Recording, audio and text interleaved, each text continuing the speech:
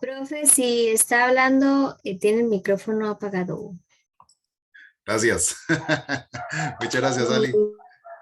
Hola, bienvenidos y bienvenidas todos. Mi nombre es Jimmy Rojas Quiroz y bueno, a partir de hoy seré el facilitador de el curso de neurociencias deportivas. Sean todos y todas bienvenidos y bienvenidas realmente a este curso que hemos preparado con mucho cariño, esperando que sea de gran agrado para cada uno de ustedes. Estamos recibiendo todavía la asistencia de las personas que se han matriculado. Ya en este momento tenemos 10 personas de los participantes y además contamos con la presencia de nuestra invitada internacional Luciana Brito, que está por conectarse y que estará la próxima semana también con nosotros en toda la sesión. Bueno, nada más algunos mensajes importantes. Vamos a estar desarrollando 5 sesiones de 2 horas cada sesión a partir del día de hoy. Solo va a haber el miércoles santo, que no lo vamos a trabajar por razones obvias, ¿verdad? Estamos en muchos de vacaciones, algunos salen, entonces, para no afectar ahí, y después continuaríamos con las sesiones que hagan falta. Ya les he compartido a través del WhatsApp el programa de curso, el cual vamos a revisar rápidamente para ya entrar en materia con respecto a este curso. Entonces, regálame un segundito nada más por acá.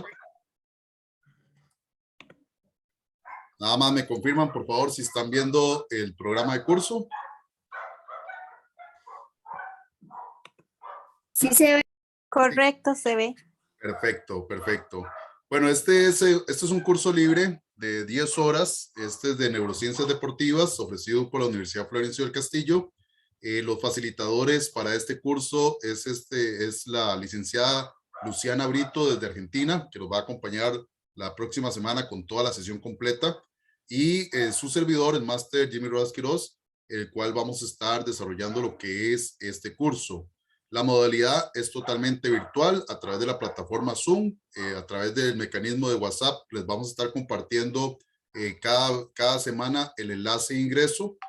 Son 5 sesiones, 2 horas cada sesión para un total de 10 horas los miércoles de 7 a 9 de la noche.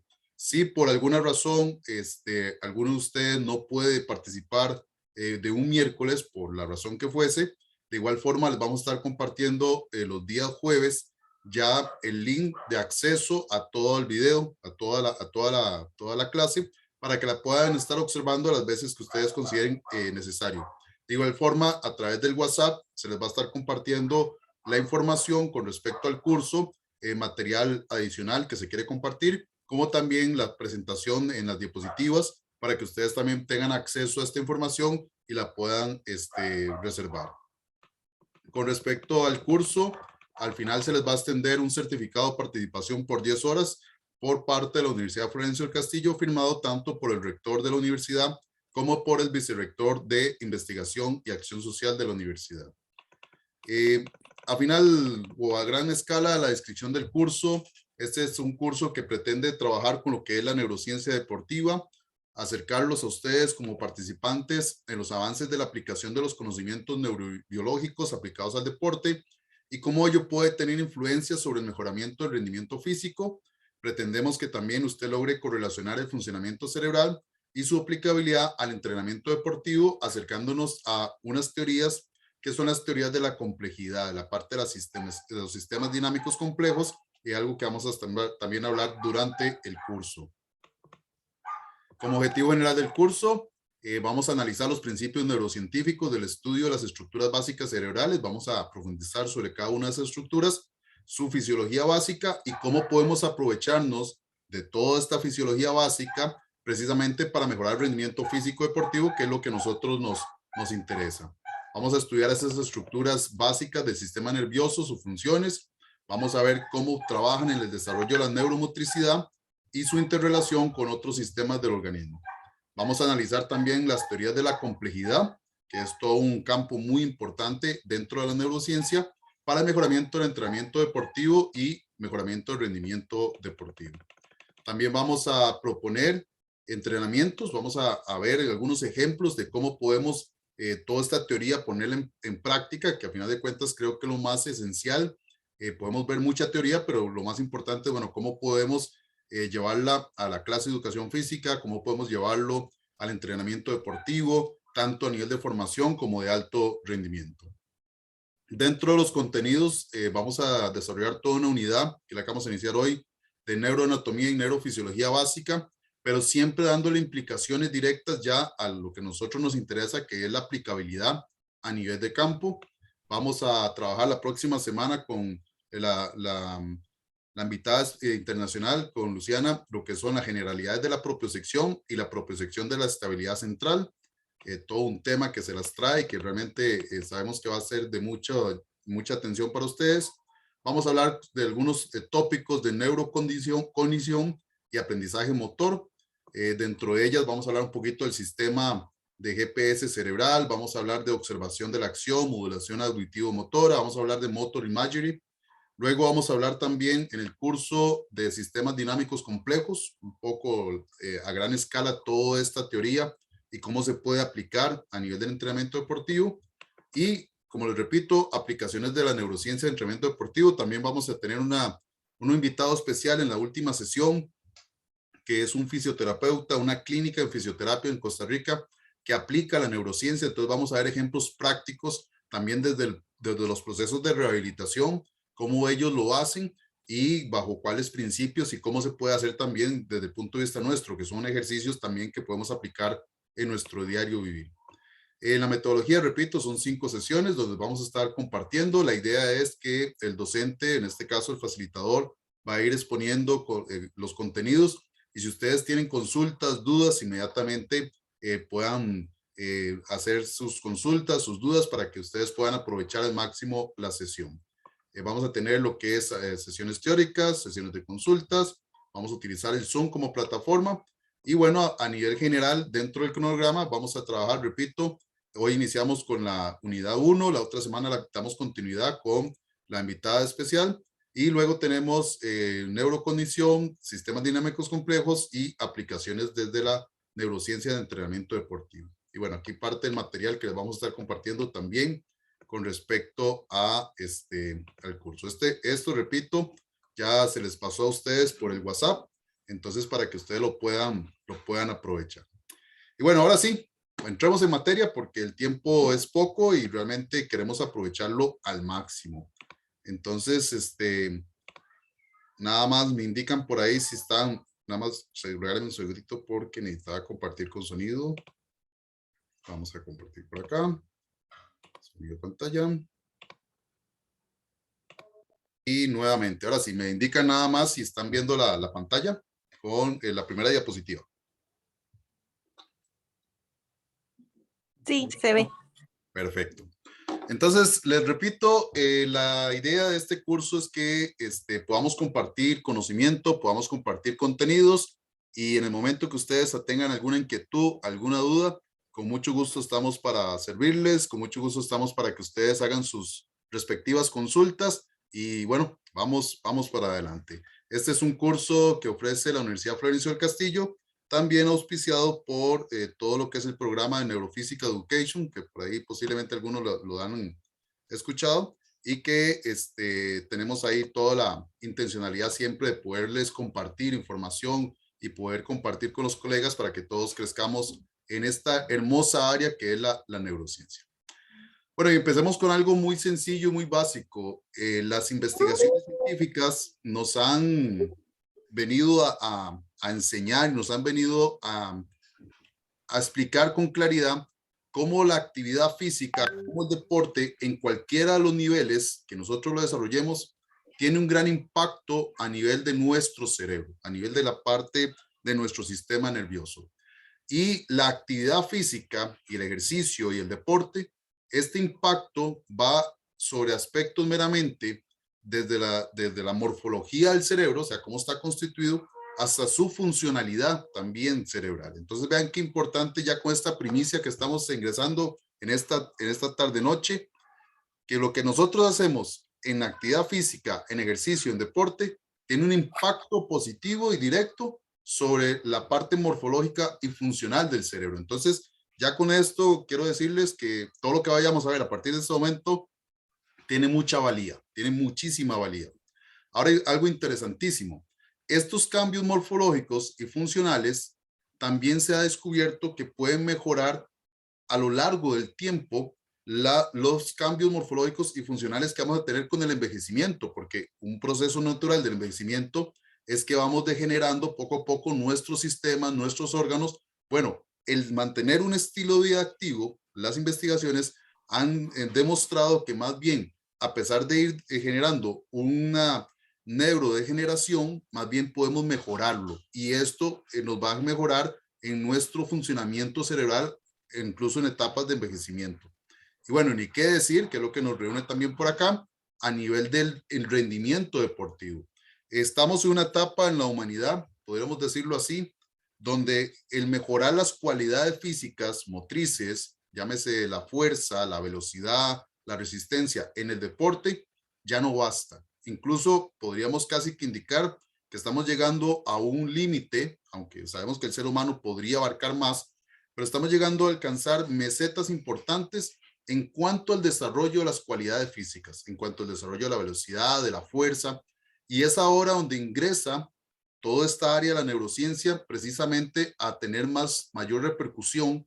¿Por qué? Porque ahora venimos a decir, bueno, sí, tenemos un atleta, un deportista muy fuerte, muy rápido, muy veloz, pero con excelente toma de decisiones, con una capacidad de realmente muy adecuada. Ahí nada más me ayudan con el micrófono, por favor. Gracias. Entonces, repito, la parte del ejercicio, repito, las investigaciones han sido muy claras que hemos tenido, que vamos a tener grandes adaptaciones morfológicas y funcionales. Y eso es lo que vamos a ir viendo un poco acá dentro del curso. Ahora, neurociencias viene precisamente de los estudios neurobiológicos y cuando hablamos de neurociencias no es un campo nuevo, no es algo que estamos diciendo, bueno, hace menos de 10 años aparecieron las neurociencias y vino a transformar el planeta Tierra, no. La neurobiología, hay estudios registrados desde el siglo, de principios del siglo XIX, o sea, de los años de 1800. Poco ortodoxos, sí, pero hay estudios que efectivamente... Tal vez nos ayudan con el micrófono. Ali, tal vez nos ayudas con el micrófono. Gracias. Hay estudios que se vinieron desarrollando y bueno, nace toda la línea médica, por decirlo así, de la parte de la neurología, después nace la psiquiatría, después la psicología, en fin, hay diversos estudios que efectivamente hacen que el cerebro y todo el sistema nervioso fuera estudiado durante muchos años. ¿Qué es lo que viene a cambiar realmente este campo de la neurociencia? ¿Por qué ahora todo es neuromarketing, neuroentrenamiento? ¿Por qué ahora todo es neuro? Bueno, precisamente por los avances tecnológicos. En la actualidad, en los grandes centros de investigación neurológica, hay tecnología de punta que permite poder evidenciar qué está pasando en el cerebro en ese momento. Antes sí, usted podría hacerse una resonancia magnética, tener un TAP, por ejemplo, y ver qué está pasando en el cerebro, pero habían cosas que no se podían medir de una forma más tangible como la estamos viendo ahora. Por ejemplo, ¿qué pasa cuando estamos leyendo un libro? ¿Cuáles son las conexiones, las redes neurológicas que se activaban? Elementos que anteriormente no podríamos ver. ¿Qué pasa cuando usted salta? ¿Qué pasa cuando usted corre? ¿Qué pasa cuando usted está pensando? ¿Qué pasa? En fin, hay una serie de elementos que en la actualidad, a través de la tecnología, de todas estas tecnologías que nos permiten ver al cerebro en sitio, o sea, verlo en ese momento actuando, es lo que nos está abriendo una puerta inmensa precisamente para comprender su funcionalidad y a partir de ahí empezar a extraer esta información y empezar a utilizarla para el beneficio, en este caso, de la parte deportiva. Pero también inclusive podemos eliminar mitos que antiguamente se creían, por ejemplo, como que solo utilizábamos un 10% del cerebro. Eso se tenía como una realidad, como un hecho científicamente probado y que actualmente sabemos que eso es un neuromito. Un neuromito es algo que ya se comprobó que efectivamente no es así. Entonces, ¿qué pasa? Que con los nuevos conocimientos sabemos que nosotros utilizamos el 100% del cerebro. Lo que cambia es la forma en que lo utilizamos, la estimulación que ha tenido previa, precisamente para ser más eficiente el uso de ciertas zonas cerebrales. Y no como se creía antes, que inclusive se decía que Einstein era el gran genio de la humanidad. ¿Por qué? Porque él utilizaba un 15% y nosotros, el resto mortales, un 10%. Elementos que, repito, al día de hoy están completamente desechadas estas informaciones. Sabemos que tanto Einstein como usted y como yo utilizamos el 100% de nuestro cerebro. Lo que pasa es la forma en que se utiliza. Inclusive otro neuromito, los hombres podemos hacer solo una cosa a la vez y las mujeres pueden hacer 10 cosas a la vez. Bueno, esto también está registrado que no es así. Tanto hombres y mujeres no es que están los hombres en solo una cosita y las mujeres en 10 cosas, a pesar de que pareciera, pero su cerebro lo que hace es que reorganiza la información y puede acomodarla de una forma más coordinada. Y el hombre tiende a concentrarse sobre una actividad en específica. Pero igual formas, al momento de registrar en las mujeres todos esos momentos que está haciendo actividades, no es que todo el cerebro esté encendido, por decirlo de una forma, no, sino ciertos sectores son los que están siendo activados precisamente para actividades específicas. Entonces, ¿a qué voy con ello? Que pueden hacer una actividad, sí, solo una, pero al pasar a otra lo que hacen es coordinar las acciones. A diferencia del hombre que lo que hace es concentrarse y tener mayores niveles de atención sobre un tipo de actividad y no pasa en una activación diversa en atención. Ahora bien, si yo, por ejemplo, iniciara este curso y les dijera a ustedes que aquí les vengo a enseñar a cómo entrenar cerebros, o sea, yo les dijera, vean, vamos a aprender cómo entreno tu cerebro, les pediría absolutamente a todos que apaguen la computadora y que se vayan a ver otra cosa, porque este curso sería muy malo, así literalmente. El día que ustedes reciban una capacitación sobre neurociencias como esta y el facilitador les diga a ustedes que vamos a aprender a entrenar cerebros, déjenme decirles que la persona está desubicada totalmente, porque el cerebro es parte de un todo. O sea, el cerebro, yo no puedo salir a correr solo con el cerebro, o yo no puedo hacer todas mis actividades deportivas solo con el cerebro. No, el cerebro es parte de un todo, es parte de todo un sistema o todo un organismo que está interrelacionado. Tanto así que inclusive vamos a hablar un poquito analógicamente. Si usted le pregunta a la sociedad, y yo creo que en América Latina, porque tenemos también aquí personas que son fuera de Costa Rica, si usted pregunta a América Latina, ¿cuál es la materia académica más importante o cuál es la materia del colegio, la escuela más importante de todas? ¿Qué creen ustedes que dirían las personas? ¿Cuál es la materia más importante del sistema educativo? ¿Qué creen ustedes? ¿Qué diría Desde mi la gente? apreciación, desde mi apreciación pienso que todas, pero creo que serían diversas las respuestas. Unos dirían que matemáticas. Bueno, matemáticas. Yo creo que muchos, tu apreciación es porque vos tenés una conceptualización muy amplia, pero si vos haces un sondeo en tu familia, estoy casi seguro que el 90% de tu familia dice o matemáticas, o español, o ciencias, o estudios sociales. ¿Por qué? Porque son las 4 áreas básicas, ¿verdad? Académicas en todos los centros educativos y en lo que es la parte educativa. ¿Qué es lo que ha pasado?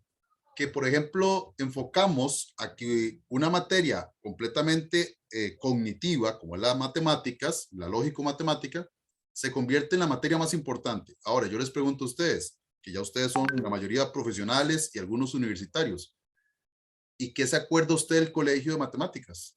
O incluso, ¿qué utilizas del colegio, del conocimiento que te dieron de matemáticas? Todo, posiblemente no. Posiblemente lo que necesitas es sumar, restar, multiplicar algunas áreas, y si la profesión tuya no va muy ligada sobre el área de matemáticas, posiblemente hasta ahí. Entonces, ¿qué ha pasado? Que al ser humano también le hemos hecho algo muy interesante. Desde que nace hasta los 4 o 5 años, que es la etapa que no está en etapas escolarizadas, el niño corre, camina, salta, juega, brinca, y cuando lo llevamos a una institución educativa, ¿qué es lo primero que hacen? Sentarlo. Y lo sientan durante X tiempo, y si pasa a etapa escolar, tiene que pasar 5 horas sentado en un pupitre en un escritorio, escribiendo todo lo que, o haciendo todas las prácticas que la docente le hace. Entonces, ¿qué estamos haciendo? Un sistema educativo que estamos aislando, por decirlo así, aislando el cerebro del cuerpo. Bueno, vamos a ver en este curso, en el transcurso de las semanas, cómo más bien para aprender yo necesito unificar el cuerpo de mi cerebro. O sea, yo necesito hacer que mi cuerpo tenga una conectividad sobre el cerebro. Y ahí donde vamos a ver inclusive la importancia que tiene, por ejemplo, la educación física, la importancia que tiene, por ejemplo, el movimiento humano para aprender, para mejorar la capacidad cognitiva. Y si lo vemos desde el punto de vista deportivo, yo no puedo pretender sacar al cerebro, decir voy a entrenar cerebros porque estaría cometiendo el mismo error que comete el sistema educativo, es de aislar al cerebro del cuerpo. Y no, cuando yo voy a entrenar en la parte de neuroentrenamiento, yo tengo que entender que yo entreno todo un organismo porque voy a tener una gran cantidad de adaptaciones fisiológicas y también de adaptaciones a mi sistema nervioso central. ¿Estoy claro con esta idea que les acabo de expresar? ¿Hay alguna consulta? ¿Todo claro? Todo Claro. claro. Claro, sí. Eso, buenísimo. Ok, seguimos.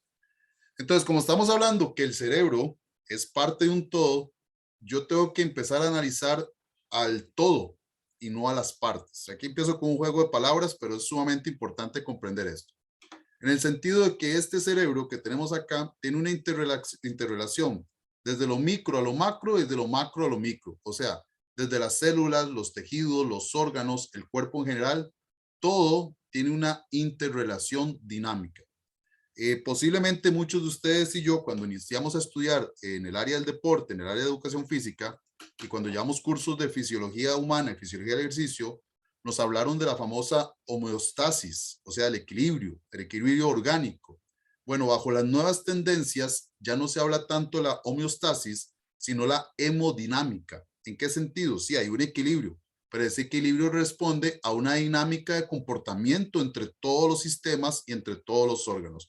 Porque cuando esta persona sale a correr, a hacer el ejercicio de la carrera, se activa el sistema cardiorrespiratorio, se activa el sistema nervioso, se activa el sistema cardiovascular, se activa el sistema tegumentario, se activa los sistemas bioenergéticos, se activa el todo. Y todo tiene repercusión sobre todo. Entonces, ¿qué pasa? Que cuando hablamos del entrenamiento deportivo, especialmente del neuroentrenamiento, yo tengo que comprender que hay una interrelación, que yo lo que estoy haciendo a nivel físico tiene evidentemente una repercusión a nivel cognitivo y a nivel de la parte del estrés que le puedo generar al sistema nervioso. Hay todo un proceso de intensidad, por decirlo así, de carga de entrenamiento al sistema nervioso que yo tengo que ir también midiendo, porque no simplemente es nada más cerebro y cerebro. Por ejemplo, para ir adelantando un poco también de algunos elementos que vamos a ver a futuro. Hay colegas que dicen, bueno, yo estoy haciendo neuroentrenamiento. ¿Y qué es lo que están haciendo? Que colocan a su jugador de voleibol, por ejemplo, en una esquina a hacer, soluciones de problemas matemáticos. Ahí en un papel y una hoja están haciendo problemas matemáticos. Y después vienen a cancha y hacen remates de voleibol. Bueno, es una propuesta, es una propuesta. Sin embargo, vamos a ver en el curso que cuando usted está haciendo los problemas matemáticos, las vías de interacción o las zonas cerebrales que se activan, tal vez no tienen mucha lógica con las zonas cerebrales que sí se activan cuando usted está haciendo un remate de voleibol. Entonces, ya para ir adelantando también una primicia desde el punto de vista de este servidor, yo aplico ejercicios de neuroentrenamiento en situaciones muy específicas al deporte en el cual se está entrenando. O sea, tratando de llevar ejercicios lo más específicos posibles a la acción deportiva. Y eso lo vamos a ir viendo un poco en el transcurso del curso. Ahora vamos a entrar nada más en detalle. Yo sé que tal vez esto muchos lo conocen, pero es importante refrescarlo. Lo que son las zonas anatómicas que tiene nuestro cerebro. Y vamos a empezar por esta, que es la parte del cerebro o el neoencéfalo, que es la parte racional, por decirlo así. Vamos a hablar un poco después de esta zona cerebral como tal. Lo importante acá entender es que la célula principal que conforma nuestro cerebro es precisamente la neurona, ¿verdad? Entonces ahí vamos a hablar un poco después de la neurona por ahí.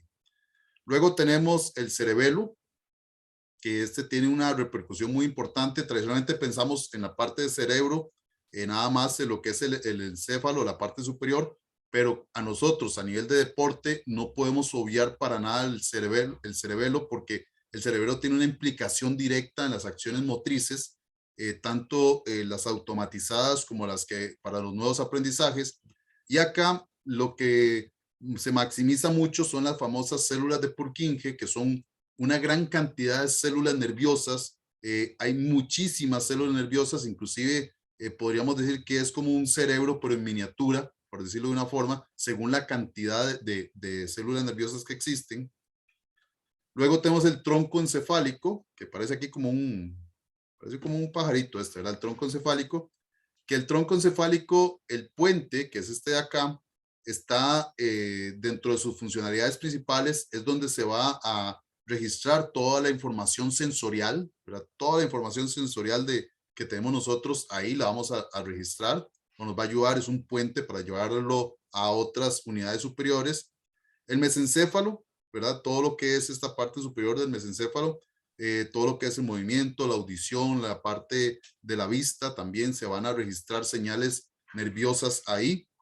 Y tenemos lo que es la médula, que va a estar encargado, perdón, de la parte motora sensorial, ¿verdad? Que son las redes motoras y las redes sensoriales. Y ahí vamos a ver un poco también qué pasa ahí, porque ahí se van a decusar, o sea, van a cambiar de dirección muchas de las redes neurológicas que vienen desde los pies, desde las manos, desde el tronco. Dentro de lo que es el tronco encefálico, va a estar encargado de las actividades cardíacas, porque por aquí va a salir también los pares craneales, andan por ahí.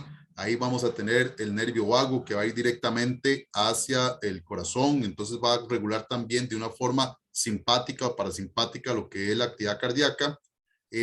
También todo tiene una implicación en la parte de la respiración, en la parte de la digestión como tal, todo lo que es la funcionalidad de motilidad, por ejemplo, de lo que es los músculos lisos que están encargados de todo el proceso digestivo, e inclusive también tiene una participación todo el tronco encefálico en lo que son las horas de sueño. Entonces vean cómo todas nuestras actividades de la vida diaria están reguladas precisamente por este gran centro integrador que es nuestro cerebro.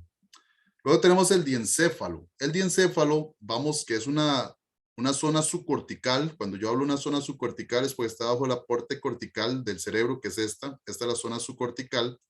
Y el diencéfalo lo vamos a subdividir en dos grandes áreas, o tenemos dos grandes áreas principales. Uno es el tálamo, que el tálamo es, vamos a ver, a gran escala es como el gran marcapaso, el que marca el ritmo de funcionamiento cerebral.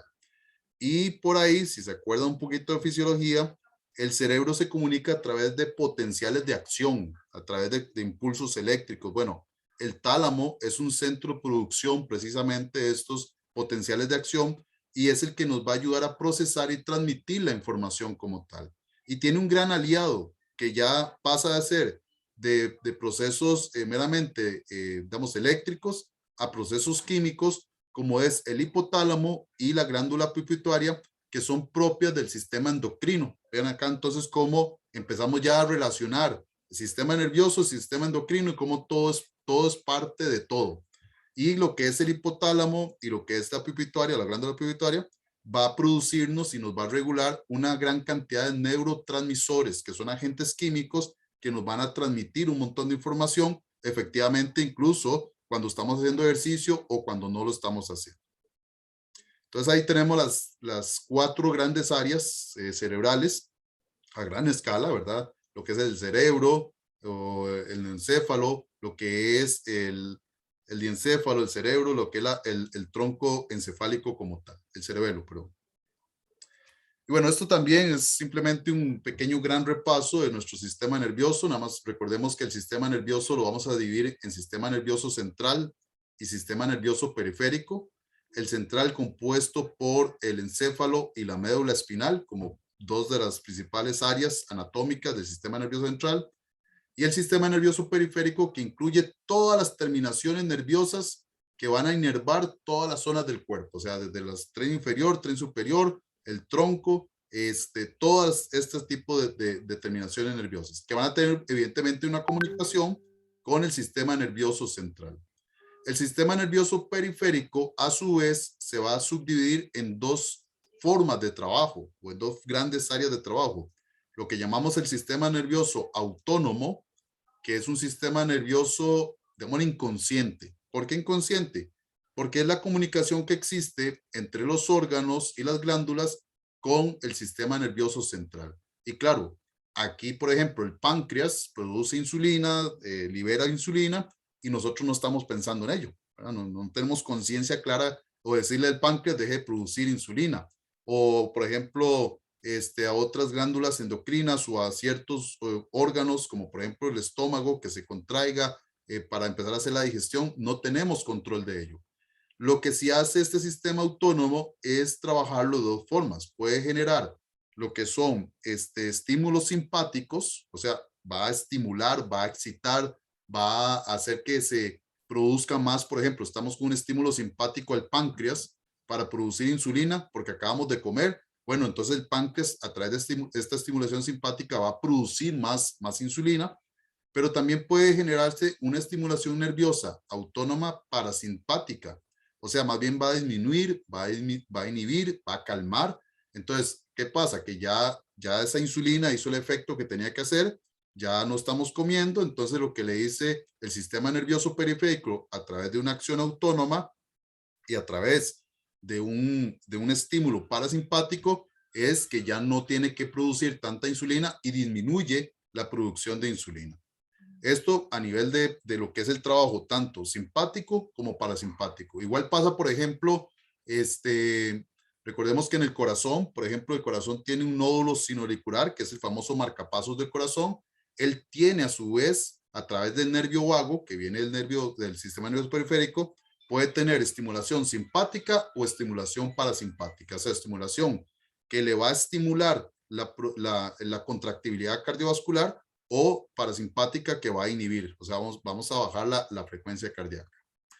Por otra parte, el sistema nervioso periférico tiene la otra forma de trabajo, que es el sistema nervioso somático o somántico, como quieran ustedes encontrarlo en la literatura. Y este sí es más consciente o más voluntario.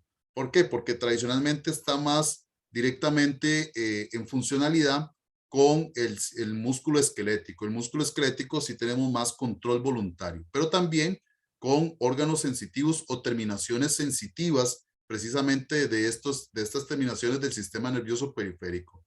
Entonces tenemos dentro de estas terminaciones sensitivas una serie de receptores que nos van a dar información importantísima de todo lo que está pasando alrededor de nuestro cuerpo. Y esto es la parte sensorial, o lo que llamamos las vías aferentes, esas vías que van a llevar la información por los nervios periféricos a nuestro sistema nervioso central. Entonces, por ejemplo, si alguien se está soleando ahí en la playa, ¿verdad? Está tomando el sol y empieza a sentir calor, bueno, es porque sus termorreceptores, o sea, los receptores del calor, le están enviando información directamente al cerebro diciéndole, está haciendo calor. Como por ejemplo en Costa Rica, acá en Cartago hizo un calor tremendo. Bueno, entonces nuestros termorreceptores estuvieron atentos a este tipo de información, que es información sensorial. Pero también, si nosotros queremos recibir, por ejemplo, o queremos hacer una acción motriz, donde queremos contraer el bíceps porque estamos haciendo un ejercicio como el de flexión de codo para fortalecer el bíceps, bueno, nuestro cerebro a través de las redes neurológicas le manda a decir al bíceps, a través de estas terminaciones nerviosas, a través del sistema nervioso motriz o por unas vías eferentes, bueno, ¿qué es lo que tienes que hacer? Entonces, a gran escala, y yo sé que muchos de ustedes ya conocían esto, bueno, es importante nada más refrescar también cómo es que trabaja nuestro sistema nervioso precisamente en esas entradas y salidas de información. Recordarles que si tienen alguna consulta, lo pueden hacer sin ningún problema. Ahora llegamos a una célula principal que tiene el cerebro o el sistema nervioso, que son las neuronas. Igual, aquí nada más refuerzo un poquito con respecto a ello. Las neuronas es la esencia viva de todo lo que es el sistema nervioso, porque es la célula como tal. Esta célula anatómicamente la podemos ver acá, tiene un cuerpo celular. En ese cuerpo, recuerden que esa es una célula, tiene su membrana celular, tiene sus organelas, tiene todo el soma, ¿verdad? Que es la parte interna. Entonces, nada más que lo que tiene es una forma diferente. Entonces, en este caso, vemos acá que está el núcleo, este es el cuerpo celular, por aquí vamos a encontrar las mitocondrias también. Aquí tenemos lo que son las dendritas. Estas dendritas nos sirven para unirnos a otras células nerviosas. Luego tenemos un gran axón que está por debajo de estas cositas amarillas que ahorita les digo qué es. Y al final tenemos terminaciones axónicas, que estas terminaciones axónicas, si aquí hubiese otra célula nerviosa, se van a comunicar precisamente con las dendritas. Esto amarillito que yo les dije a ustedes, estos son otro tipo de células nerviosas, que ahorita las vamos a ver, que se llaman células gliales. Y precisamente esta célula glial conforma algo que se llama la mielina. La mielinización de los axones lo que va a generar es que el impulso nervioso o el potencial de acción se traslade de una forma saltatoria y una forma rápida. O sea, es como un mecanismo de comunicación más rápida entre las neuronas. Cuando nacemos, muchas de nuestros axones no están mielinizados. Entonces, mucha de la información que viene del cerebro, por ejemplo, los músculos, dura mucho en llegar o se pierde, por decirlo así. Pero eso es natural. ¿Por qué? Porque nuestros axones no están mielinizados. Es con el desarrollo, con la alimentación y con la estimulación que empezamos a mielinizar todos nuestros axones y evidentemente a mejorar los procesos de comunicación de nuestras neuronas. Estas son las células gliales que yo les comentaba a ustedes. Por ejemplo, ahí Angie, tal vez me ayudas gracias con el sonido. Si no, hace un feedback ahí muy interesante. Estas son las células gliales.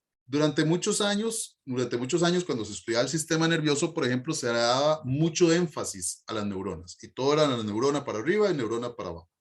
Sin embargo, por ejemplo, en los últimos años se ha venido descubriendo precisamente la funcionalidad que tienen las células gliales que vienen a trabajarle, por decirlo así, a la neurona. Entonces, tenemos los oligodendrocitos, que son estas de acá, que son los que van a crearle la mielina, especialmente en lo que es el sistema nervioso central, o sea, en la médula espinal y en el cerebro tenemos los oligodendrocitos que van a estar actuando directamente en la producción de la mielina.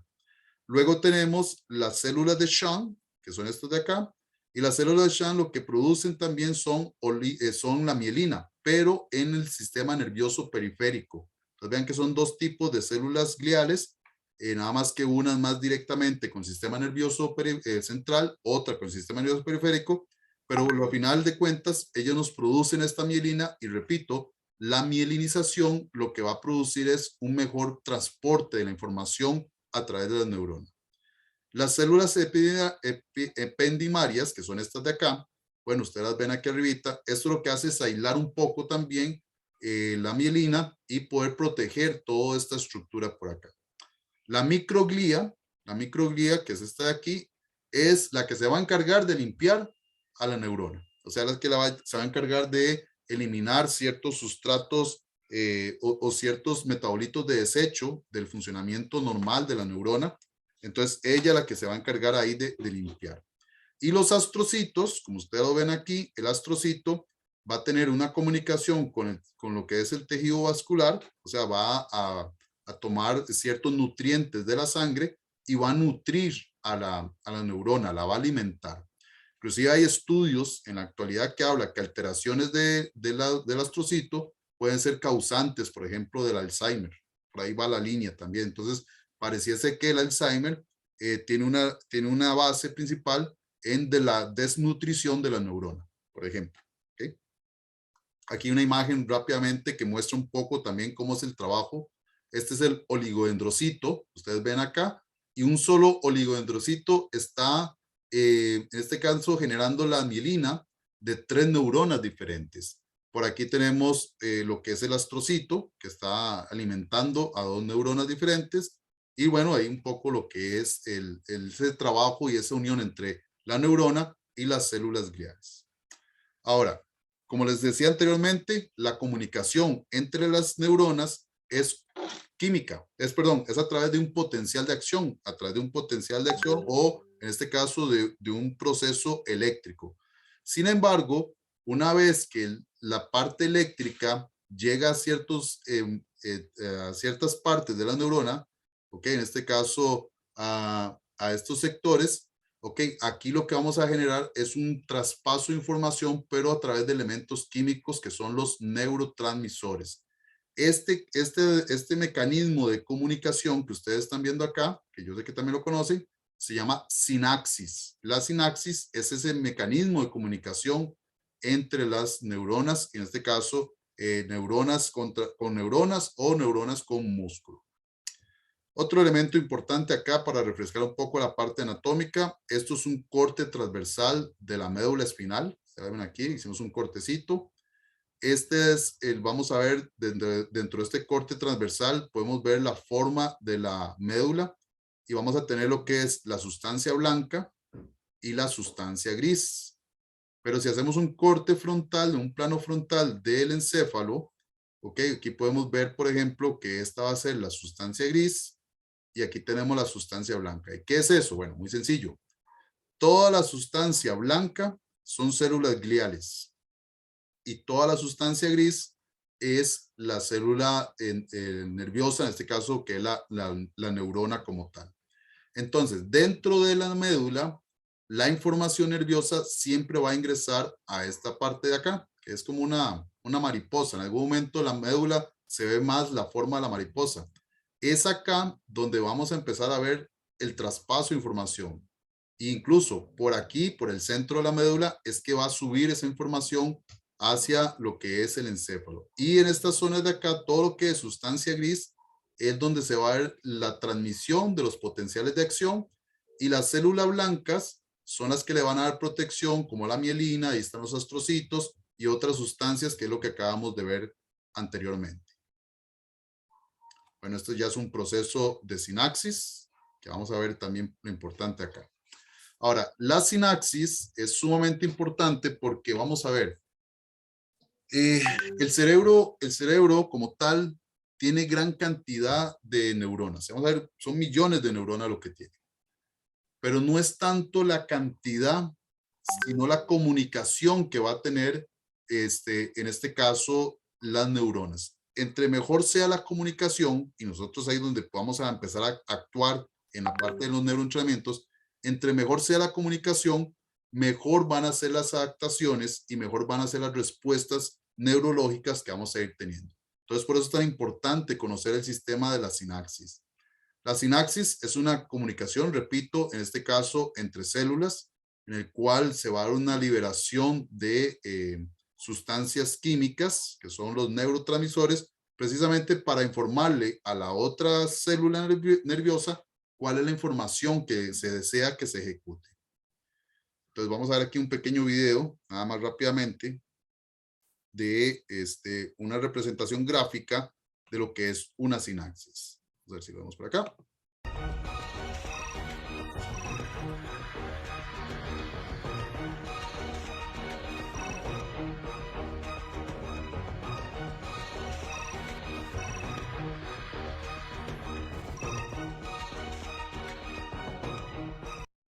Ok, ahí a gran escala, ustedes ya vieron, hay un paso de esos neurotransmisores, hay receptores específicos de esos receptores, y una vez que estos receptores reciben ese neurotransmisor, bueno, se produce otro impulso eléctrico precisamente para ir generando la información correspondiente a lo que se desea hacer con la sinapsis.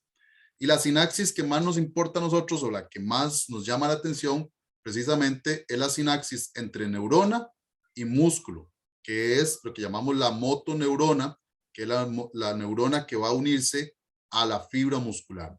Y esta motoneurona va a ser lo mismo, va a ser una sinapsis entre las terminaciones nerviosas y, en este caso, la fibra muscular. Aquí hay unas par de microfotografías que ustedes pueden ver. Por ejemplo, estas puntitas, todas esas son fibras musculares, y ustedes pueden ver acá todos los puntitos, parece un dálmata, ¿ok? Estos son terminaciones nerviosas que cuando empezamos a desarrollar el ejercicio o empezamos a entrenar, bueno, aquí va a haber una adaptación muy interesante que es una proliferación de estas terminaciones nerviosas, o sea, va a multiplicar. Vamos a tener más terminaciones, más de estas terminaciones y por ende vamos a inervar más fibras musculares y poder pasar mejor lo que es la información del cerebro hacia el músculo. Esta sería una sinapsis. Vean ahí donde va a pasar la sinapsis. Ahí viene el impulso eléctrico, viene la información, en este caso química. Y una vez que pasa la información química, nuevamente se produce otro impulso eléctrico y continúa la información. Y como les repito, nosotros tenemos una gran cantidad de células nerviosas, pero no es tanto la cantidad de células nerviosas lo importante, sino la calidad de la sinapsis. Aquí, por ejemplo, ustedes pueden ver estas células nerviosas, cuando nacemos, hay muy poca sinapsis, hay muy poca unión. Y después de unos 3 meses de haber nacido, vean ya la gran cantidad de sinapsis que ustedes pueden encontrarse. Y bueno, ni qué decir a los 3 años. El asunto acá es que conforme vamos avanzando en edad y conforme vamos conociendo más y conforme vamos aprendiendo más, vamos a ir tomando o vamos a ir generando mayor cantidad de sinapsis. Vean acá, por ejemplo, al nacer, a los 6 años y a los 14. Pero ojo, vamos a ver algo interesante acá. Si ustedes denotan esta curva de la cantidad de sinapsis, hay un incremento sustancial en los primeros años. Claro, aquí lo podemos ver, desde que nacemos a los 6 años, hay un incremento sustancial con respecto a la cantidad de sinapsis. Pero después de los 10 años, por decirlo así, veamos cómo va disminuyendo esa cantidad de sinapsis, más bien disminuye la cantidad de sinapsis. ¿Ok?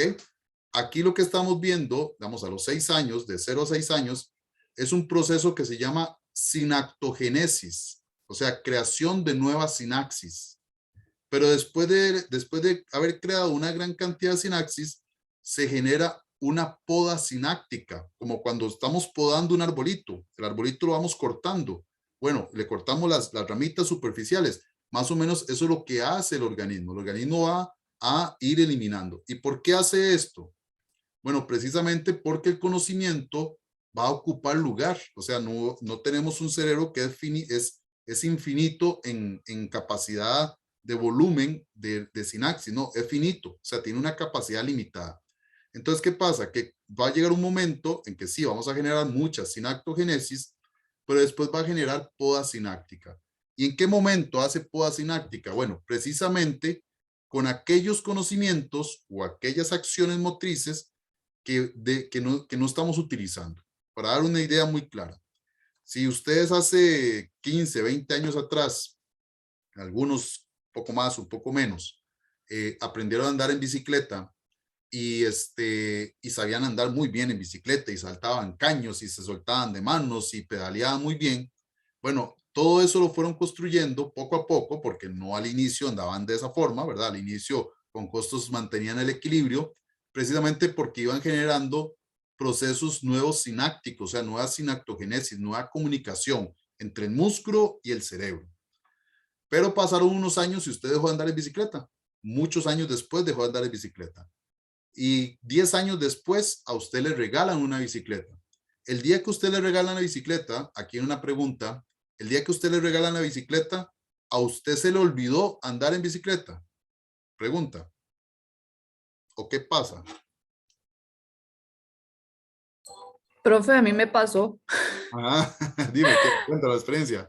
Yo joven andaba en bicicleta y la mujer sin una mano y de todo, pero hubo un accidente Ajá. y me caí de la bicicleta muy feo y usted me pone una bicicleta y lo que me da es pánico y Bueno, como que se me olvida el equilibrio y esa inseguridad que uno le da. Eso me pasó a mí. listo. Pero te pregunto, Gretel, pero podrías andar en bicicleta aunque sea unos cuantos metros? O sea, podrías tomar la bici ahí despacito y andarla. Sí, dependiendo de la bici, ¿verdad? Ok, Entre más depende de la bici. pequeñita, mejor. Exacto. Bueno, lo que pasa es lo siguiente. En el caso de Grete, bueno, por una situación de un trauma, de una situación adversa, evidentemente también generó un poco de fobia hacia en este caso, hacia la bicicleta, pero digamos, supongamos que no hubo ese proceso traumático, simple y sencillamente hubo un tiempo en que dejó de utilizar la bicicleta. El volver a tomar la bicicleta no es que se le olvidó andar en bici, o sea, puede andar en bicicleta. Lo que pasa es que no se puede soltar de manos, porque si suelta de manos se va a caer, porque perdió esa habilidad, por decirlo así, del equilibrio. Si antes saltaba caños, posiblemente no va a andar saltando caños todavía. ¿Esto por qué? Porque lo que hace el cerebro es podar, por decirlo así, todos estos conocimientos o estas habilidades superficiales y mantener el tronco común. Vamos a otro ejemplo. Usted de niño o de niña lo metieron en cursos de inglés, de otro idioma extranjero, usted habla el inglés de una forma muy adecuada, pero pasaron, incluso usted estuvo en Estados Unidos y hablaba inglés muy bien y se comunicaba y compraba y hacía todo lo que quería. Pero se vino para Costa Rica o para en el país donde vive y duró un tiempo, mucho tiempo sin hablar inglés, no es, y le corresponde otra vez volver a Estados Unidos. No es que se le olvidó el inglés, pero hay muchos conceptos y algunas, digamos, algunas formas de comunicarse que usted dice, no me acuerdo. ¿Y por qué? Porque simple y sencillamente el organismo, al no utilizar ese conocimiento, lo va podando, va eliminando estas redes neurológicas. Entonces, llevémoslo un poco al campo deportivo. Si yo quiero mejorar, por ejemplo, vamos a ver, aquí yo sé que hay chicos y chicas que son entrenadores de fútbol, por ejemplo. Entonces usted tiene su academia de fútbol y usted recibe hoy a un chico que viene de otra academia. Entonces, ¿qué pasa? Que ese chico que viene de otra academia no le enseñaron la técnica de una forma adecuada. Entonces tiene aquello que llamamos, en Costa Rica le decimos la maña deportiva. O sea, tiene un error técnico que usted nota que dice, no, ese error técnico no me gusta porque va a ser de que no sea efectivo a la hora de jugar. ¿Qué es lo que ha pasado? Que esa persona creó una serie de redes sinápticas. Ahora, ¿cómo puedo yo llegar a corregir eso? Bueno, en primera instancia tendría que dejar de hacer ese error. ¿Para qué? Para dejar de estimular esa red neurológica. Y tengo que empezar por un proceso de readaptación, de nuevamente volver a generar nuevas redes neurológicas con la nueva situación motriz que yo quiero que haga. ¿Ok? Entonces, ¿qué pasa? Que eso lleva tiempo. Eso no es de la noche a la mañana. Inclusive, les puedo asegurar que usted puede tomar al chico y le puede enseñar, por ejemplo, técnica de carrera. La persona corre muy feo, horrible, corre. Y usted le enseña con técnica de carrera, ejercicios de técnica de carrera. Ajá. Ok, usted le enseña con ejercicios de técnica de carrera ciertos ejercicios, ¿y qué pasa? Que como lo está haciendo de una forma consciente y despacio, te lo hace bien. Pero cuando usted le dice, ahora sí corra, ya de una forma más voluntaria, te vuelve a implementar ese error técnico, esa forma horrible de correr. Entonces, ¿qué pasa? Que hay que tener también tiempo y hay que tener paciencia para poder mejorar ello. Ok, ¿cómo se hacen las sinapsis, por ejemplo? Bueno, cada neurona se va a comunicar al menos con otras 1000 neuronas. O sea, eso es impresionante la forma en que el cerebro actúa. Y vamos primero a hacer sinapsis con neuronas muy cercanas. Esa es la forma de trabajo que hace el cerebro. Primero con neuronas muy cercanas. Luego va a generar sinapsis con neuronas que tienen una estructura similar. Y ustedes pueden ver acá, por ejemplo, el proceso sináptico que se está dando. Luego vamos a tener sinapsis con neuronas con la misma función. O sea, ese es otro elemento sumamente importante y ahí vamos a ver un poco después, los descubrimientos con relación a esto y en la parte deportiva. Y después sinapsis con neuronas que tengan posiblemente funciones similares. ¿Ok? Esto va a ser como el orden de la sinapsis que va haciendo el cerebro. Primero con neuronas cercanas, luego con neuronas de estructura similar, luego con sinapsis con neuronas de la misma función y por último con neuronas con funciones muy similares. Ahora, ¿por qué les dije que vamos a ver un poco esto anterior que estábamos hablando? Esto que están viendo ustedes en este momento, esto es la teoría del conectoma humano. ¿Y qué es eso? Bueno, en Harvard y en otras universidades del mundo, con la tecnología que existe actualmente, empezaron a estudiar más profundamente las relaciones o las sinapsis que se van generando para ciertas redes neurológicas. Cada color que ustedes ven ahí, que parece multicolor, ¿ok? Cada color significa que son redes neurológicas para diversas acciones o para diversas situaciones que la persona hace, para leer, para escribir, para comer, para pensar, para soñar, para todo, ¿ok? Entonces, todo eso lo van graficando a nivel matemático. Ya esto es algo impresionante que hacen esta gente, ¿verdad? Estos científicos. Y entonces lo que van haciendo es que van clasificando por colores y se fueron denotando cómo, por ejemplo, las personas que van teniendo más maduración de las redes empezaron a generar estos puntitos que ustedes van a ir viendo ahorita, que se llaman hubs. Los hubs son centros, esos centros de información donde se empieza a distribuir. Si ustedes, por ejemplo, en el sistema eléctrico, ve en las calles, en los tendidos eléctricos, ve los transformadores son esas cajitas eléctricas donde distribuye la electricidad de una forma más efectiva según los cables que existan. Bueno, más o menos es lo que está haciendo el organismo. El organismo lo que hace es que al inicio, conforme va haciendo estas redes neurológicas, las va madurando. Y esa maduración además depende de estos centros o estos hubs, ¿verdad?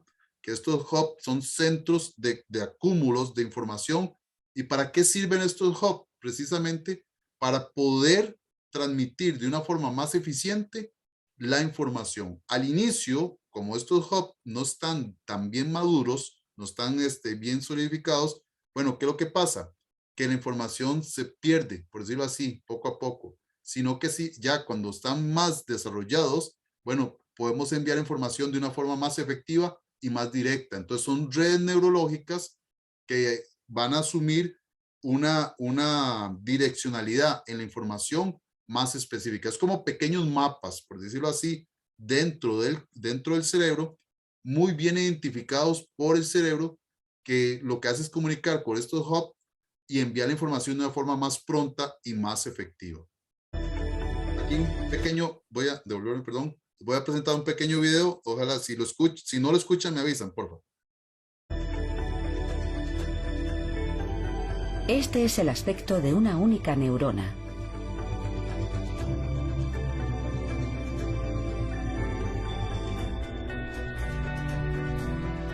El cerebro humano contiene más de 80.000 millones.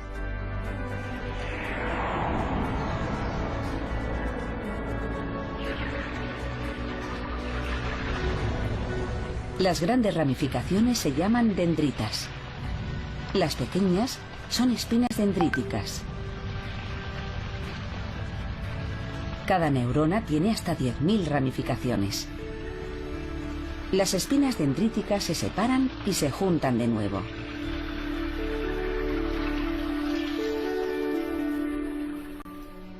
Cuando aprendemos algo, las neuronas empiezan a trabajar. Se mueven a toda máquina. Una neurona extiende sus espinas para unirse con otra. En ese momento, aprendemos algo. La unión, llamada también sinapsis, abre una nueva ruta para los impulsos eléctricos.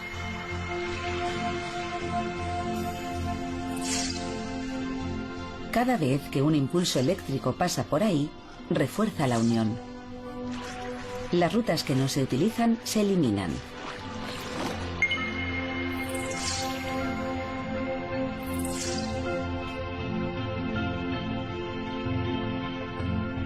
Cada vez que aprendemos algo, se crea una sinapsis entre neuronas.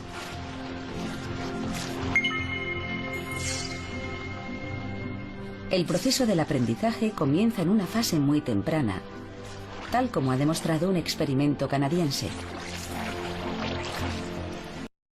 Ok, bueno, ahí hablábamos un poco, reforzando un poco lo que estábamos viendo. Hay sinaptogenesis, hay sinapsis, hay podas sinápticas. Hay una diversidad enorme de neuronas haciendo redes neurológicas. Y bueno, aquí un pequeño estudio, me encanta este estudio, de Ed Rover, del Colegio Imperial de Londres. Ellos dijeron, bueno, vamos a ver qué pasa a nivel de las estructuras cerebrales. ¿Qué pasa, por ejemplo? Y se acuerdan que yo les dije a ustedes que el cerebelo era muy importante a nivel del control motriz. ¿Qué pasa con las redes neurológicas que hacen interconexión entre las áreas subcorticales del cerebro con el cerebelo? En dos grupos de deportistas. En este caso eran grupos de artes marciales. ¿Qué pasa? ¿Cómo están las redes neurológicas de los principiantes? Entonces hacen medición a través de toda esta tecnología y se encuentran que las redes neurológicas de los principiantes era lo que ellos esperaban. Una gran cantidad de sinaptogenesis, o sea, gran cantidad de redes neurológicas, de direcciones de estas redes neurológicas, de intercomunicación de redes neurológicas. Y dicen, bueno, vamos a hacer el mismo estudio a los expertos, o sea, a los chicos que hacían artes marciales, taekwondo, creo que era el caso, que ellos van a Juegos Olímpicos, Campeonatos Mundiales. Entonces, la hipótesis de Robert y su equipo de trabajo decía, bueno, si son expertos, si lo hacen muy bien, es más factible entonces que tengan una gran cantidad de redes neurológicas, o sea, van a tener más cantidad de redes neurológicas, porque si es el conocimiento, nos va generando más sinapsis, entonces un experto tiene que tener no el doble, cuidado, no el triple o cuatriple de redes neurológicas que el principiante. Y se llevaron una sorpresa muy, muy, muy interesante. Los expertos, los avanzados, en vez de tener gran cantidad de redes neurológicas, lo que tenían eran una gran cantidad de poda sináptica. Y en vez de encontrarse muchas redes neurológicas, lo que encontraron fue una super red, por decirlo así, una super vía de comunicación entre las redes. O sea, en vez de encontrarse muchas rutas neurológicas, solo se encontraron una o dos rutas. Claro, ya después, en un buen análisis, tiene un razonamiento lógico y hasta bioenergético interesante. Si tenemos gran cantidad de rutas neurológicas y la información neurológica viene por acá, y en vez de tomar esta vía, toma esta otra, y posiblemente va a llegar, sí, al órgano efector, que es el músculo, que es al final de cuentas el que nos interesa, bueno, va a llegar ahí, pero mientras va a dar toda esa vuelta, como dicen popularmente, perdió tiempo y perdió energía. Sin embargo, si usted lo que tiene es una ruta única y además es una super autopista, la información va a viajar de una forma pronta y sencilla.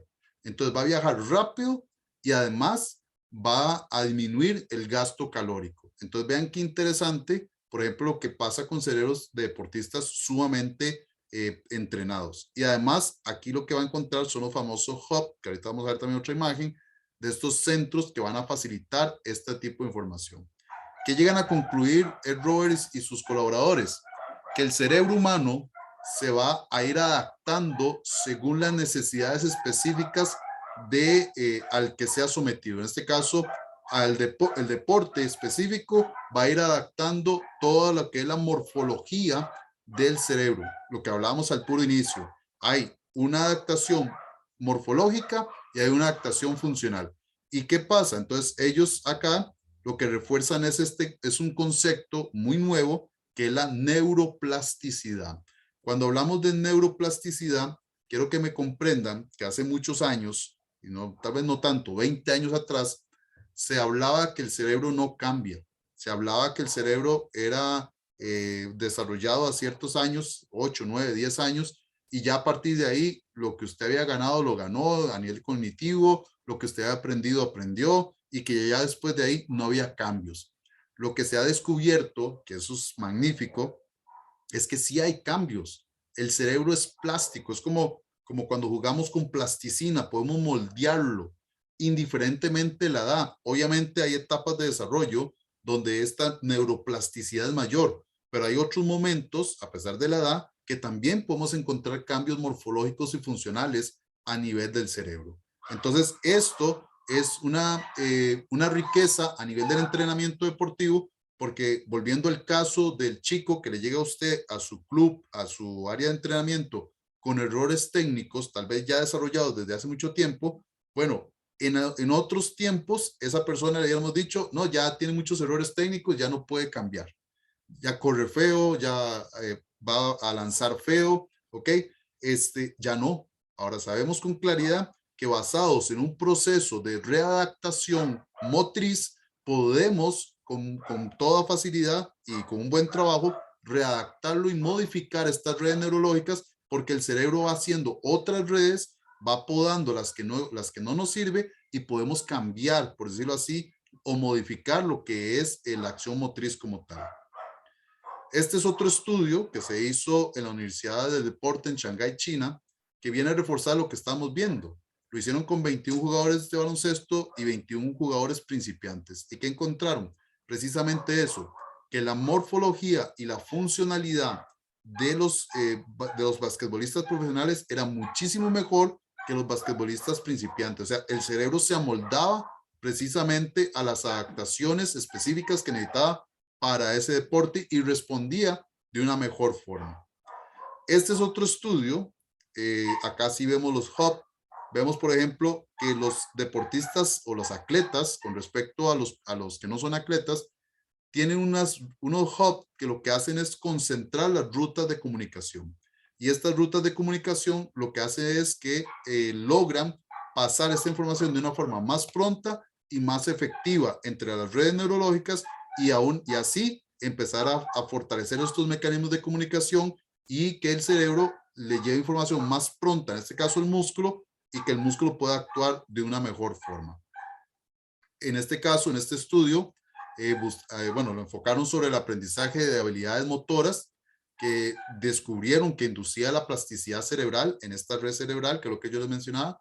De igual forma, utilizaron 21 jugadores de baloncesto de alto nivel y lo compararon con 25 individuos, o en este caso 25 jugadores principiantes, y lo que encontraron fue precisamente lo mismo, o sea, que había una correlación significativa con los años de práctica, por ejemplo, con lo que es la creación de las redes. Este dato es sumamente importante también a considerar.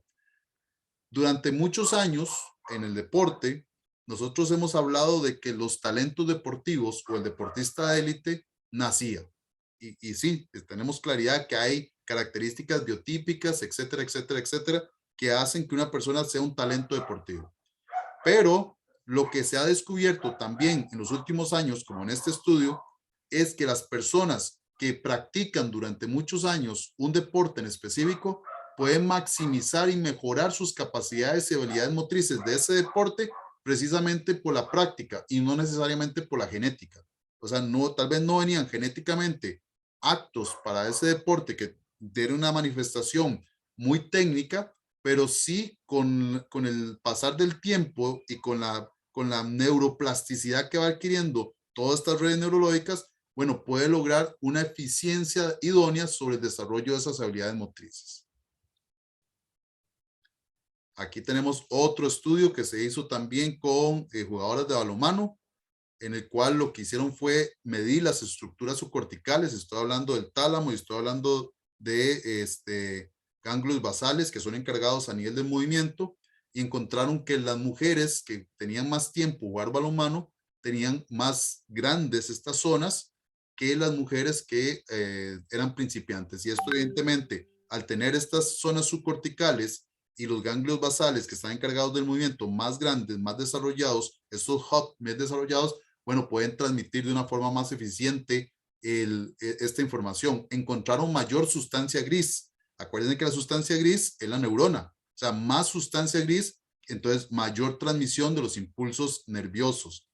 Y las diferencias anatómicas sugerían adaptaciones neuroplásticas, o sea, neuroplasticidad, en lugar de una predisposición genética. Nuevamente, otro estudio que nos habla de que la práctica y la continuidad en el tiempo nos va a ir mejorando adaptaciones neurológicas muy importantes precisamente para los deportes que estemos practicando.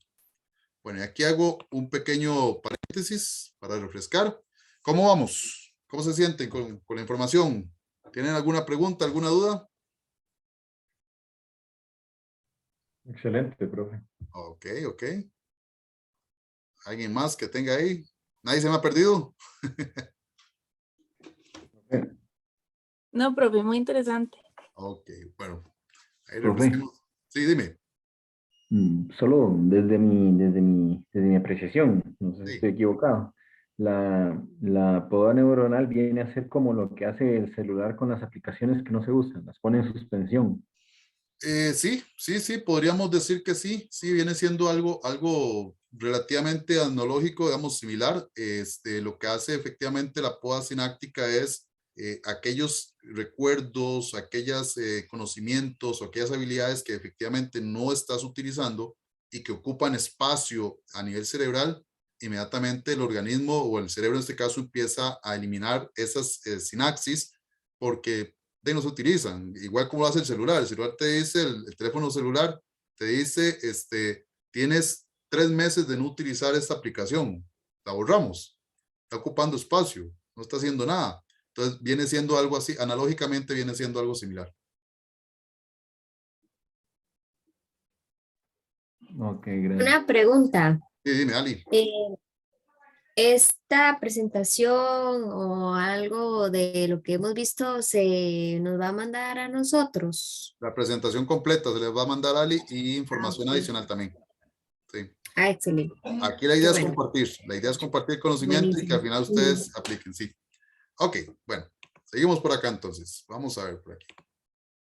Vamos a compartir por aquí. Bueno, aquí tenemos a nuestro invitado principal. Vamos a ponerlo por aquí. Nuestro invitado principal, que es el cerebro, que les quiero comentar algo interesante del cerebro para también reflexionar un poco. El cerebro pesa en el adulto aproximadamente 1 kilo 200.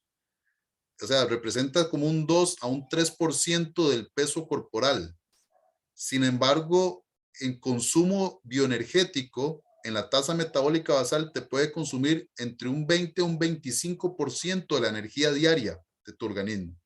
Y esta energía tradicionalmente proviene de la degradación de la glucosa, especialmente de la glucólisis aeróbica, o sea, que es un proceso aeróbico como tal, precisamente por este montón, esta ramificación de vascularización que ustedes están viendo ahí. Es un órgano altamente irrigado sanguíneamente, o sea, necesita mucho aporte de sangre precisamente porque su principal consumo bioenergético es de glucólisis aeróbica y necesita hacer todo el proceso de glucólisis aeróbica a través de la utilización del oxígeno. Entonces es un órgano muy demandante de glucosa y muy demandante de oxígeno. Por eso es que si ustedes ven accidentes donde la persona queda con una hipoxia, o sea, queda con problemas de oxigenación, hay que correr rápido para poder restablecer nuevamente los procesos de oxigenación, porque después de 4 o 5 minutos y entre más tiempo, mayores son las probabilidades de daños cerebrales, de necrosis de células nerviosas, precisamente porque al disminuir el aporte de oxígeno, entonces empieza a morir todas las estructuras, en este caso tiene el cerebro. Un dato interesante, tenemos 2 grandes hemisferios, hemisferio derecho y hemisferio izquierdo, y aquí vamos a ir hablando un poquito de lo que se decía antes con lo que se dice actualmente. Algo interesantísimo por acá es que yo les hablaba de una decusación de la información, es precisamente a nivel de lo que es el tronco encefálico. ¿Y esto qué es? Bueno, que todo el movimiento que usted está haciendo de su mano derecha lo está controlando su hemisferio izquierdo. Y todo lo que hace usted con su mano izquierda lo está controlando su hemisferio derecho. Esa es la parte contralateral que tiene el cerebro. Ahora, ¿dónde hace la decusación? ¿Dónde hace el cruce de la información? Precisamente a nivel del tronco, del tronco encefálico. O sea, viene la información del lado derecho y aquí hace la decusación. Ustedes ven acá que en la médula espinal hace un cambio de dirección y sigue subiendo hacia el hemisferio que le corresponde. Es una forma que trabaja. Esto nos llevó durante muchos años, y aquí es donde quiero hablar un poco de qué es lo que se decía. Entonces decían muy claramente los estudios, dicen, entonces, si el hemisferio derecho controla todo el lado izquierdo del cuerpo y por las características que tienen los zurdos, ¿verdad? Lo que llamamos nosotros el famoso zurdo, los zurdos son más creativos, son más artísticos, son más expresivos, son personas más, por ejemplo, en deporte, son los que te hacen jugadas diferentes y todos los que el hemisferio dominante es el derecho, el izquierdo, o sea, el que nos va a controlar toda la parte derecha de nuestro cuerpo, nosotros somos más calculadores, más introvertidos, menos creativos, más lógico-matemáticos, etcétera, etcétera. Eso es lo que se decía hace muchos años. Pero se empezó a descubrir la funcionalidad de esta parte del cerebro. Aquí lo que hice fue, abrimos el cerebro y aquí lo que nos encontramos es el cuerpo calloso. Este cuerpo calloso, como ustedes pueden ver, es una gran cantidad de células nerviosas que une precisamente a ambos hemisferios. ¿Ok? Entonces, ¿qué pasa? Que dentro de los descubrimientos que se ha visto es que sí, digamos, yo tengo el hemisferio derecho y el hemisferio derecho es muy calculador. Pero cuando yo activo el hemisferio derecho, gracias al cuerpo calloso, estoy enviando información también a mi hemisferio izquierdo. Y como mi hemisferio izquierdo es más creativo, sí, pero cuando yo lo activo, también estoy intercomunicando a través del cuerpo calloso y estoy activando zonas paralelas en el hemisferio derecho. Entonces, ¿a qué voy con esto? Que una persona derecha puede ser creativa, sí, claro, puede ser creativa siempre y cuando se le estimule. Que una persona izquierda puede ser muy lógico-matemática, sí, claro, mientras siempre y cuando se le estimule. Entonces, esto es lo importante entender. Ahora, un gran detalle. Estas células nerviosas que intercomunican acá en el cuerpo calloso pasan por un proceso de crecimiento, de maduración, y estos procesos de crecimiento y maduración también van ligados a procesos de mielinización. Entre mayor mielinización, mejor va a ser la comunicación entre ambos hemisferios. Entonces aquí pasa algo interesantísimo.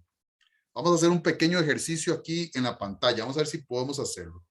Vean cómo están estas manos así, ¿verdad? Están como cruzaditas haciendo un triángulo con estos dedos. Ustedes en casita hagan igual, un triangulito. Yo les voy a poner, ven un circulito acá.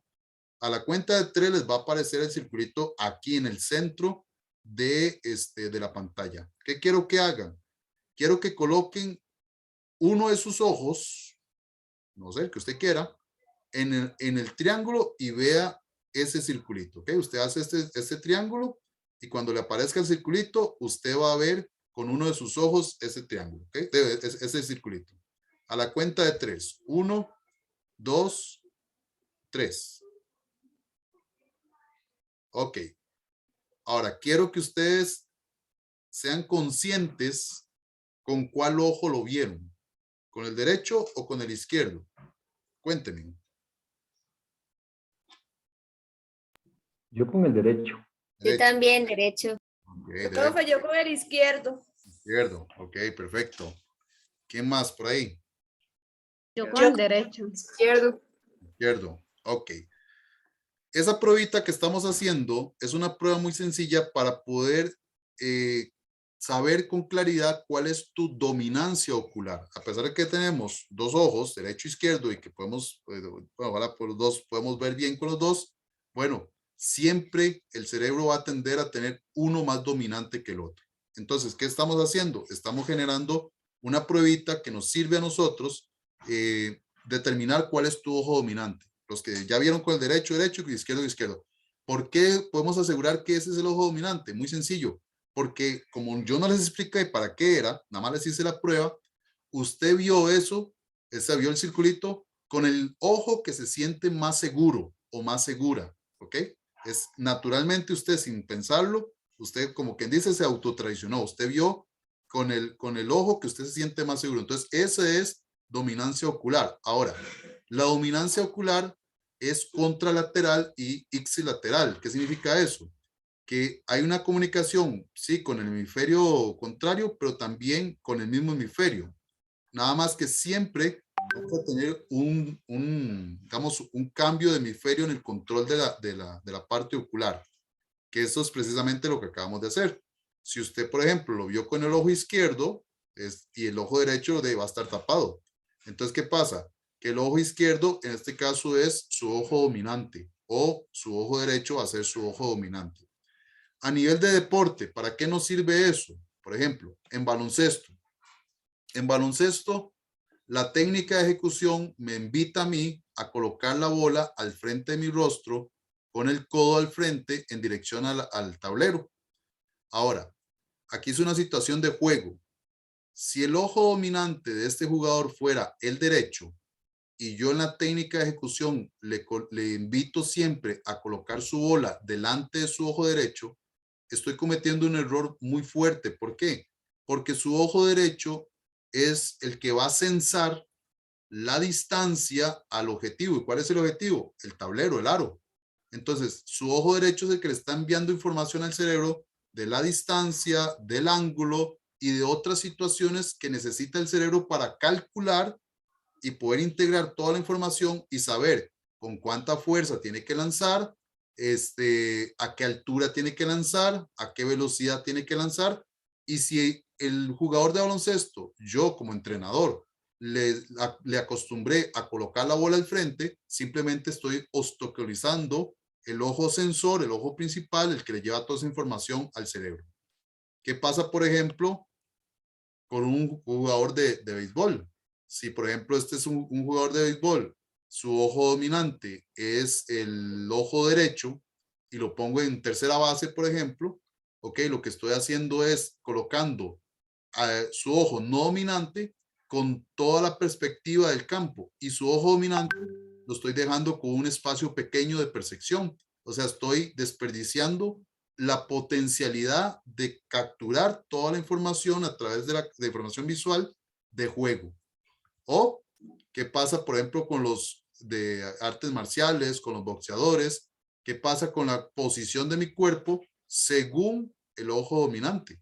Si yo, por ejemplo, mi ojo dominante es el izquierdo, en el caso de esta chica, bueno, en este caso estoy perdiendo más potencialidad de poder recibir o recepcionar la información. Incluso, vámonos a las aulas.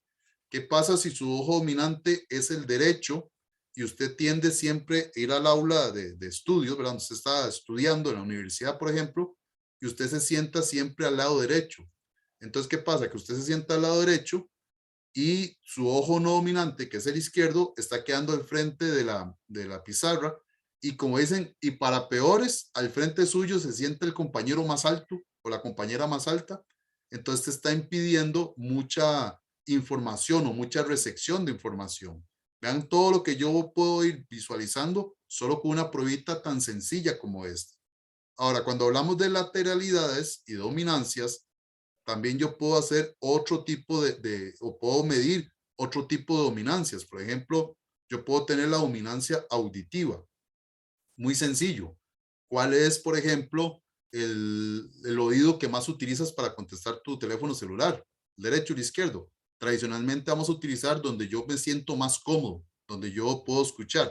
Algunos deportes, la parte auditiva es muy importante. Entonces, por ejemplo, una forma jocosa también, yo he visto muchos entrenadores de natación gritándole a los chicos cuando están en el agua, dándole instrucciones. Yo no sé ustedes, pero cuando yo estoy dentro del agua no escucho nada. Entonces, es una forma también de cómo puedo yo utilizar, digamos, ciertos sentidos o en qué momento debería utilizar ciertos sentidos para poder dar información. Hay un test que va muy ligado a este que hicimos, que es el test de Harris, que es el test de dominancia lateral. Entonces, por ejemplo, yo le puedo decir a un chico, tome, aquí está esta bola, láncela, o pique la bola tipo baloncesto, o le puedo decir, vean, haga como que se está lavando los dientes, o tome, peínese, o abra una puerta. Y entonces esta serie de preguntas lo que me va dando a mí son los indicios claros de cuál es su dominancia del tren superior, y cuál es, si es derecho o si es izquierdo dominante. También lo puedo hacer a nivel de tren inferior. Le puedo dar una bola, haga un gol, ¿verdad? Patee una bola, haga un gol. Puedo hacer ejercicios de equilibrio, póngase de pie en un solo pie, va a levantar una pierna, escriba, por ejemplo, o haga un dibujo con el pie. Entonces, ¿qué pasa? Que tradicionalmente en este tipo de pruebas, así como lo hicimos ahorita con lo del ojo dominante, en este tipo de pruebas, si usted no le dice al chico para qué es, él por una cuestión natural va siempre a utilizar su lado dominante. Pensemos en esto. Yo utilizo, por ejemplo, el test de Harris para mis chicos de baloncesto, los chiquitillos. Y yo le doy una bola a un niño de 10 años y le digo, pique la bola. Él no sabe para qué es, nada más le digo, pique la bola.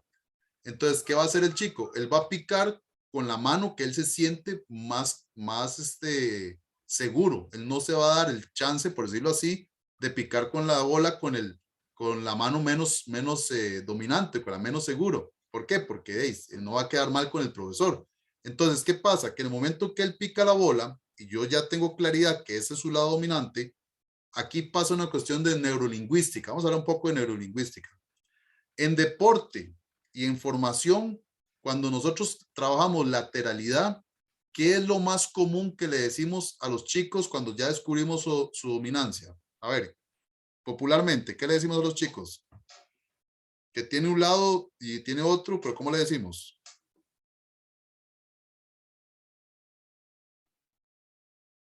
Zurdo o diestro, ¿no? Sí, zurdo diestro, ¿qué más le decimos? A ver, popularmente, en las canchas, en los entrenamientos, ¿qué le decimos a los chicos?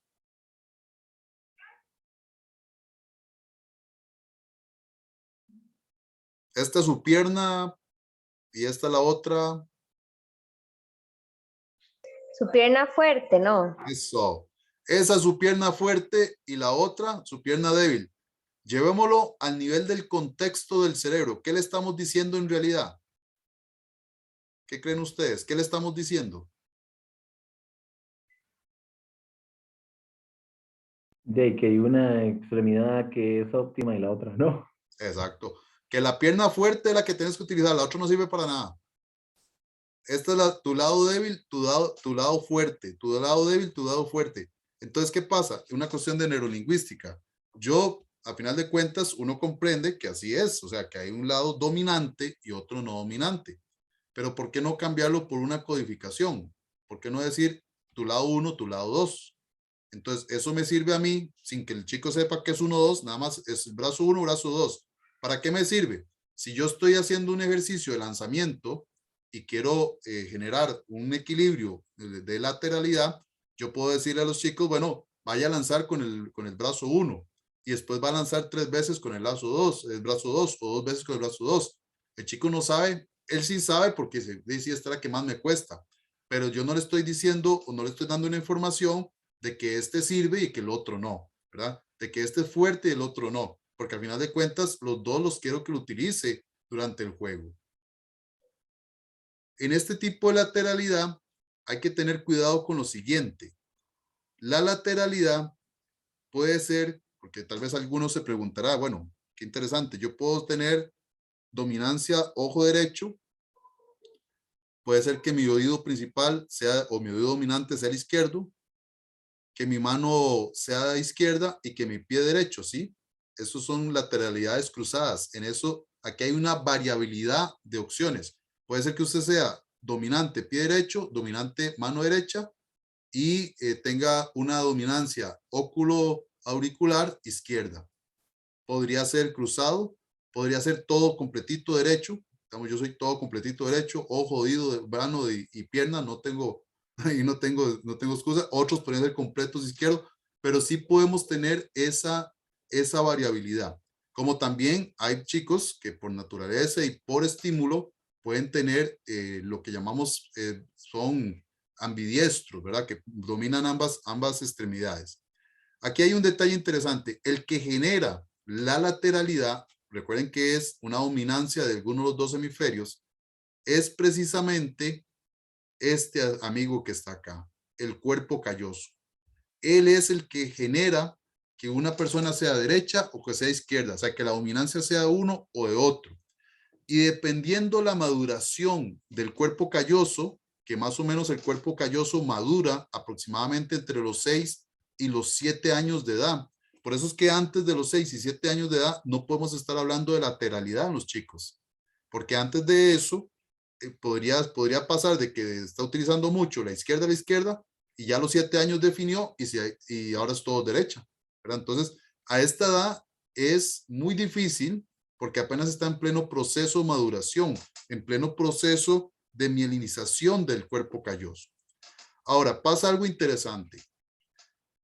Sabemos que en deporte nos encanta y nos fascina los chicos que pueden patear con los dos pies, los que pueden lanzar con los dos pies, los que pueden picar la bola con las dos manos, los que pueden lanzar con las dos manos.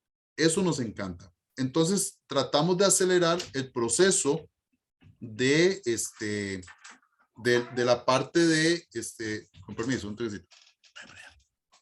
Ok, tratamos de adelantar o de trabajar profundamente, de que te trabajen con ambos pies o que te trabajen con ambas manos. Bueno, lo que sí hay que entender es que sí, hasta los 7 años se madura el cuerpo calloso. Eso lo tenemos clarísimo. Pero el cuerpo calloso fue el que maduró hasta los 7 años. Falta toda la maduración de las redes neurológicas que van del cuerpo calloso hacia los músculos esqueléticos. Y ese proceso de maduración de estas redes va a tomar tiempo. Y aproximadamente esta maduración va a ser desde los 7 años hasta los 11 años de edad, aproximadamente, que es la edad que nos dicen las investigaciones. Entonces, ¿qué pasa? Que esta maduración ya de las redes neurológicas que le da esta dominancia lateral, de lateralidad, depende mucho de la mielinización, ¿verdad? Que es de los axones mielinizados de las neuronas. Esto depende también de la estimulación que exista, de la alimentación. Entonces, por ejemplo, ustedes tienen unos chicos de 6, 7 años jugando fútbol y les lanzan una bola para que haga una patada al balón, pero en vez de patear, la bola pasa derecho y el piecillo pasa derecho. Entonces, inmediatamente mucha gente dice, ay, qué chapa, qué mal, ¿verdad? Haciendo mofa precisamente de la acción motriz. Es que es natural, o sea, es totalmente natural.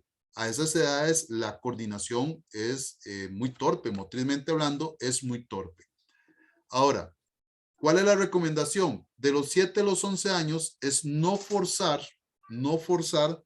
este proceso de maduración de la lateralidad. O sea, más bien es dejarlo a la naturalidad misma del proceso. O sea, no es decir, ah, eres más derecho, voy a ponerlo a hacer solo con la izquierda. ¿Por qué? Porque ya es derecho. No, porque ni siquiera la derecha la tiene bien en este momento. O sea, de 7 a 11 años se necesita mucha maduración todavía de esas redes neurológicas. ¿Para qué? Para que consolide que ahora sí es derecho y un derecho bien, y además está haciendo técnicas adecuadas con su lado dominante. ¿Qué pasa después de los 11 años? Que ya una vez, después de los 11 años, ya consolidó, por decirlo así, las redes neurológicas y tiene esa dominancia lateral bien definida y además ha hecho buenos procesos técnicos, entonces ahora sí, viene un proceso de equilibrar la lateralidad. Ya sabemos que hay un lado no dominante, que es un lado que tiene más debilidad, por decirlo así, en la ejecución motriz. Entonces, ¿qué vamos a hacer? Después de los 11 años, vamos a trabajar con una estrategia que se llama 3-1. ¿Qué es 3-1? Bueno, si yo ya sé que su lado dominante es el lado derecho, entonces ese ejercicio de lanzamiento lo hago una vez con el lado derecho, pero después voy a hacerlo 3 veces con el lado izquierdo. ¿Para qué? Para empezar a desarrollar y a madurar y a consolidar las redes neurológicas que van a controlar la lateralidad del lado no dominante. Y así ya a partir de los 13, 14, 15 años, yo puedo tener un jugador o un deportista que a nivel de lateralidad, sí, va a tener siempre un lado dominante, pero está equilibrado a nivel de las lateralidades. ¿Me doy a explicar con esto? ¿Me voy a entender? ¿Tienen alguna consulta? Muy claro No, todo, profe. profe. Ok, perfecto. Continúo por acá entonces. Y bueno, vamos a hablar un poquito ahorita ya de esta última parte que nos queda por hoy, que es un poco de estas zonas cerebrales. Tenemos 4 grandes lóbulos a nivel cerebral muy bien identificados. Tenemos este rosadito por aquí, que es el lóbulo occipital. El lóbulo occipital, vamos a rescatar rápidamente que por acá tenemos lo que llamamos el córtex visual, muy encargado de la parte de la vista. Aquí adelante están los ojitos. Entonces aquí está el córtex visual. Luego tenemos el lóbulo temporal, que es este de aquí, que tiene una participación directa con la parte auditiva y con lo que es el control o la parte de la memoria, especialmente la memoria a largo plazo. Aquí por debajo vamos a encontrar, ahora lo vamos a ver por ahí, una zona subcortical que se llama el hipocampo. Luego tenemos el lóbulo parietal, que en el lóbulo parietal vamos a dividir 2 zonitas específicamente. En esta zona aquí superior es la zona propioceptiva. Sé que ustedes conocen el concepto de propiocepción, o sea, es la percepción propia de mi organismo, cómo está mi cuerpo. Esto lo percibimos aquí. Y esta es la zona somatosensorial primaria, o sea, donde vamos a percibir todas las sensaciones sensitivas de nuestro cuerpo, va a estar por acá. Y luego tenemos lo que es el lóbulo frontal, que es este celestito de acá, que según los antropólogos, el lóbulo frontal es el que nos hace a nosotros seres humanos. ¿Por qué? Porque en la parte anterior del lóbulo frontal está el córtex prefrontal, y en el córtex prefrontal es donde se van todos los procesos de razonamiento del ser humano. ¿Ok? Aquí es donde vamos a tener las funciones ejecutivas cerebrales, como lo que es el control inhibitorio, como que es la memoria a corto plazo. También vamos a tener otras de orden superior, como la planificación, y otras acciones cognitivas de orden superior que se van a dar por acá. Y luego aquí lo que tenemos es el córtex motor, que es toda esta zonita de acá, o sea, toda la parte motora, todo lo que controla nuestro cuerpo, nuestra parte musculoesquelética, va a estar aquí en esta parte motora, especialmente la parte motora primaria. Y luego por acá, aquí abajito, tenemos el cerebelo, que yo les decía a ustedes, que es una zona de control de lo que es el movimiento coordinado y sincronizado. Bueno, ahí un poquito también ya lo que encontramos. Ahí tenemos al cerebelo, que el cerebro contribuye a que los movimientos sean uniformes y coordinados, y mucho es, repito, la parte de la coordinación, y va a tener mucha participación en la automatización de los movimientos, del ejercicio. Ahí vamos a hablar un poco después lo que es esa automatización. Esto por acá, nada más de recordar un poquito, en la división entre el lóbulo frontal y el lóbulo parietal encontramos una cisura o un surco, que es lo que llamamos la cisura de Rolando, que es lo que nos va a dividir la zona motora de la zona sensomotriz. Y acá, por ejemplo, vemos aquí la cisura de Rolando nuevamente. Aquí está la parte somatosensorial. Esta es el área motora primaria. Y aquí tenemos el córtex prefrontal, que yo les dije a ustedes que es el área más racional de nuestro cerebro. Esto es lo que es la teoría del homúnculo. La teoría del homúnculo lo que nos dice es que no todas las zonas corporales tienen la misma cantidad de terminaciones nerviosas. Hay zonas, por ejemplo, como las manos, los labios, todo lo que ustedes vean más grande, Dios guarde fuéramos así, ¿verdad? Qué feitos. Todo lo que ustedes vean más grande es lo que está con gran cantidad de terminaciones nerviosas. Por eso es que en la mano podemos tener gran cantidad de sensaciones, gran cantidad de movilidad. Por eso es que dar un beso es muy rico. ¿Por qué? Porque tenemos gran cantidad de terminaciones nerviosas a nivel de los labios. Vean los pies, por ejemplo, la gran cantidad de terminaciones nerviosas que hay acá. Y aquí pasa algo interesantísimo. ¿Qué hacemos con un bebé ya aproximadamente a los 3, 4 meses de edad? ¿Qué le hacemos en los pies? ¿Qué le ponemos? Zapatos. Zapatos. O sea, empezamos Contraindicado, digamos. socialmente empezamos a eliminar todas las potencialidades sensitivas que tenemos a nivel de los pies. Imaginen todos los receptores sensitivos que usted tiene a nivel de los pies, que más bien en etapas tempranas hay que aprovechar para ponerlos a caminar en arena, en zacate, poner a palpar ciertas superficies, texturas, ¿verdad? Que son importantísimas para poder generar una buena comunicación y buenas redes neurológicas. Pero como bien lo dijo la compañera, lo primero que hacemos es zapatos, y ya empezamos a matar todo ese potencial de desarrollo sensitivo. Y bueno, tenemos el homúnculo tanto motriz como el homúnculo sensitivo, que repito, esto es una representación gráfica de la cantidad de terminaciones nerviosas que tenemos a nivel corporal. Y aquí tenemos lo que es la zona motora. En este caso tenemos el córtex premotor, que el córtex premotor lo que hace es enviarle información o planificar el movimiento. Esta planificación del movimiento se la va a enviar al área motora suplementaria, y el área motora suplementaria se la manda al córtex motor primario, que es el que está unido, así literalmente unido, a los músculos esqueléticos, y es el que manda la información. Entonces esa es la forma de trabajar de nuestra área motora. Entonces, ¿qué pasa? ¿Qué pasa cuando estamos corriendo? Y aquí empezamos a hablar ahora sí un poquito también de aplicaciones de la neurociencia. ¿Qué pasa cuando estamos simplemente corriendo? Cuando usted dice, va a poner un par de audífonos y voy a ir a correr. Y usted no va pensando nada. Eso que usted dice, yo no voy pensando nada, voy corriendo. Bueno, lo que va pasando a nivel de redes neurológicas es lo siguiente. La información va a ir viajando hacia el córtex visual, o sea, hacia el lóbulo occipital, va a devolverse por el área temporal, por donde está la parte de la memoria, y luego va a ir al área motriz. Y llega el córtex motor primario, de aquí desciende por la médula espinal y va a llegar hacia el músculo. Bueno, eso es lo que pasa cuando estamos corriendo. ¿Qué pasa? Y aquí empieza la parte de neurociencias a aplicarse. ¿Qué pasa si esa misma acción motriz, que era correr, le integramos alguna acción cognitiva? O sea, le decimos al chico, vamos a pensar un poco. Usted va a hacer un juego, vamos a hacer un juego. Aquí, por ejemplo, hay un orden de colores y cada vez que el tuquito está aquí arriba es porque ese color ya lo acertaste.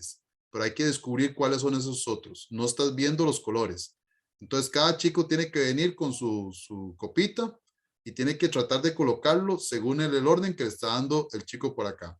Vean lo que pasa ahora sí a nivel de las redes neurológicas. Vean, ingresa información, esta información viaja hacia el lóbulo occipital, precisamente el córtex visual, retorna nuevamente por el lóbulo temporal hacia la parte de la memoria, y si se acuerdan, la información anteriormente viajaba nuevamente al área motriz. En este caso no, en este caso se alarga y se va para el córtex prefrontal. Y acuérdense que en el córtex prefrontal tenemos toda la parte racional, toda la parte de pensamiento, toda la parte de funciones ejecutivas.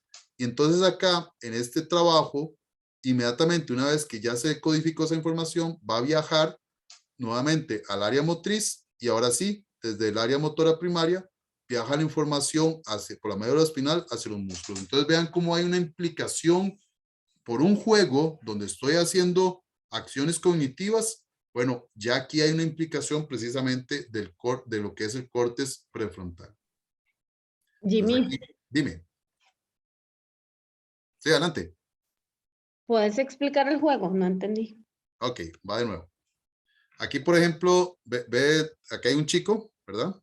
Este chico coloca cuatro tarjetas de color que están tapadas por este cajón, ¿verdad? Entonces, los demás lo que tienen que hacer es, por decirlo así, adivinar el orden o la secuencia que tienen sus colores. Entonces, al inicio, todos estos tuquitos que están acá son avisos de que, evidentemente, cuando colocaste el anaranjado, por ejemplo, que es el chico colocando el anaranjado, aquí era blanco, entonces no acertó. Entonces, claro, se mantiene el tuquito abajo. Si ya el tuquito está arriba, es porque sí está acertando. Entonces, ¿qué pasa? Que cuando ellos van y vienen, tienen que ir tratando de acomodar o ir dando razonamiento y ir pensando a dónde puedo colocar el color para ir pensando cómo está este orden lógico. Ok, muy bueno. Ok. Gracias. Con gusto. Entonces, repito, es las conexiones nerviosas, simple y sencillamente cuando estás corriendo, cuando no estás haciendo ninguna acción conectiva. ¿Y qué pasa, por ejemplo? Vamos acá, chicos de la Liga Deportiva Alajuelense, jugando el famoso gato. ¿Ustedes se acuerdan del gato que jugábamos en la escuela, que ahí en el papel? Bueno, llevémoslo al campo, en el cual con un cono tenés que ir a colocar en el gato, ¿verdad? Tus fichas y buscar 3 en línea. Bueno, vean acá, por ejemplo, estos chicos de la liga jugando gato, ¿verdad? Aquí yo quiero que ustedes vean los niveles de concentración que ellos tienen. Ellos están jugando, están haciendo acciones motrices, pero hay una acción cognitiva que hay que aplicar, ¿ok? Hay que aplicar una acción cognitiva y además hay algo interesante, se están divirtiendo. Entonces, ¿qué pasa? Que en el momento que ellos están haciendo eso, hay una implicación a nivel del córtex prefrontal. Ahora, llevémoslo, ¿para qué nos sirve esto a nivel de campo? Son acciones motrices que están involucrando un razonamiento, una toma de decisiones. Y en deportes como el fútbol, el baloncesto, bueno, casi que en todos los deportes, qué tan importante es que nuestros deportistas logren generar buenos procesos de toma de decisiones, ¿verdad? A veces se falla mucho en las tomas de decisiones y por ende se hace ineficaz el rendimiento deportivo.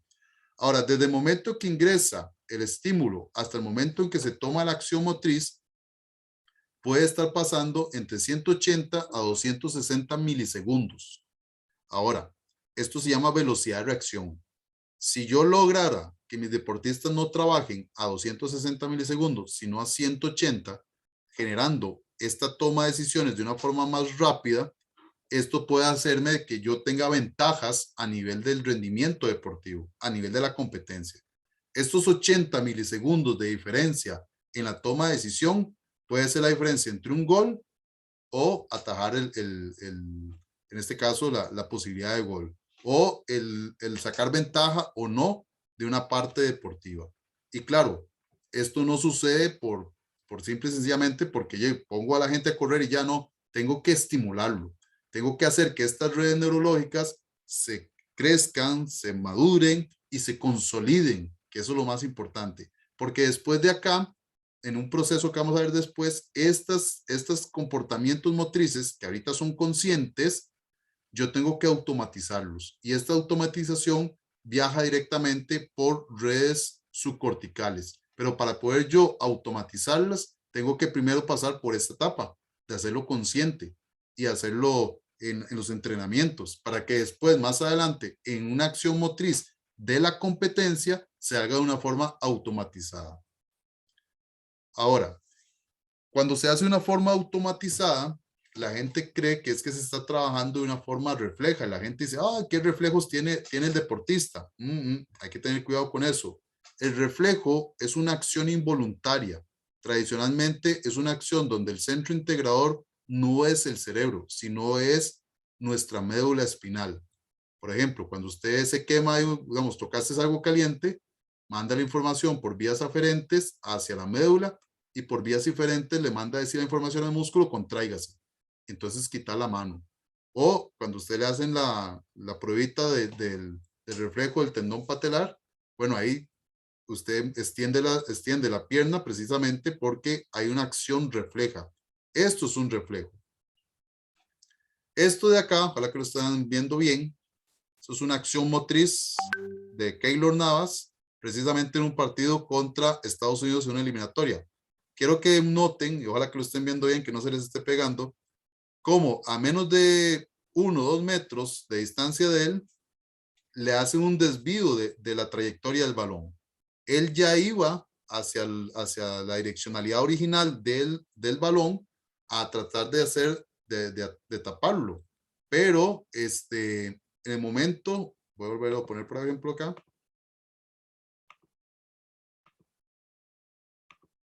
En el momento que le cambian la dirección, él tiene que tomar otra decisión.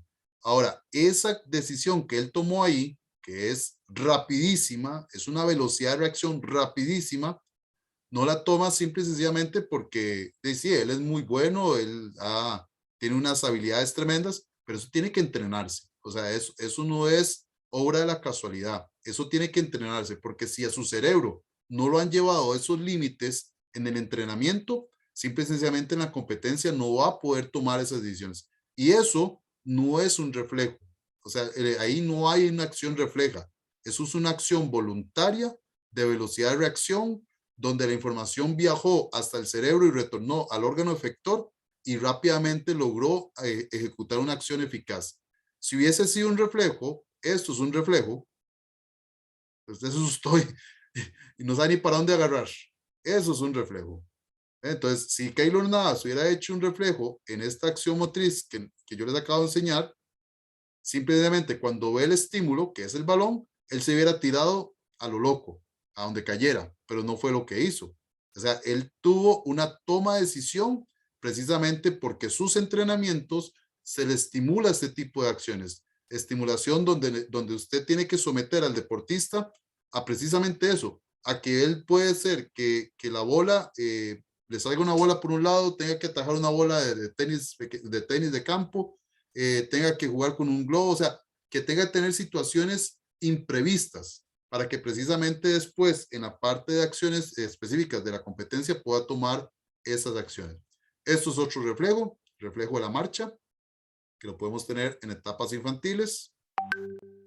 Y bueno, y aquí llegamos a algo que vamos a profundizar ya la próxima semana, que es, perdón, dentro de 2 semanas, porque la próxima estamos con nuestra invitada internacional, que son las zonas subcorticales. En las zonas subcorticales tenemos lo que es vamos a ver aquí el láser. Tenemos lo que es el tálamo, que yo les he mencionado a ustedes, que es una zona de marcapasos o de control del cerebro. Tenemos lo que es la amígdala, que la amígdala es una secretora de información de neurotransmisores. Y tenemos el hipocampo, que el hipocampo acá es un reservorio o un sector anatómico precisamente que recibe mucho lo que es la memoria a largo plazo. Todo este sistema subcortical, que llamamos también el sistema límbico, es una zona muy emocional, es una zona demasiado emocional. Y el hipocampo, que es una zona de reserva de memoria a largo plazo, tiene una situación muy interesante.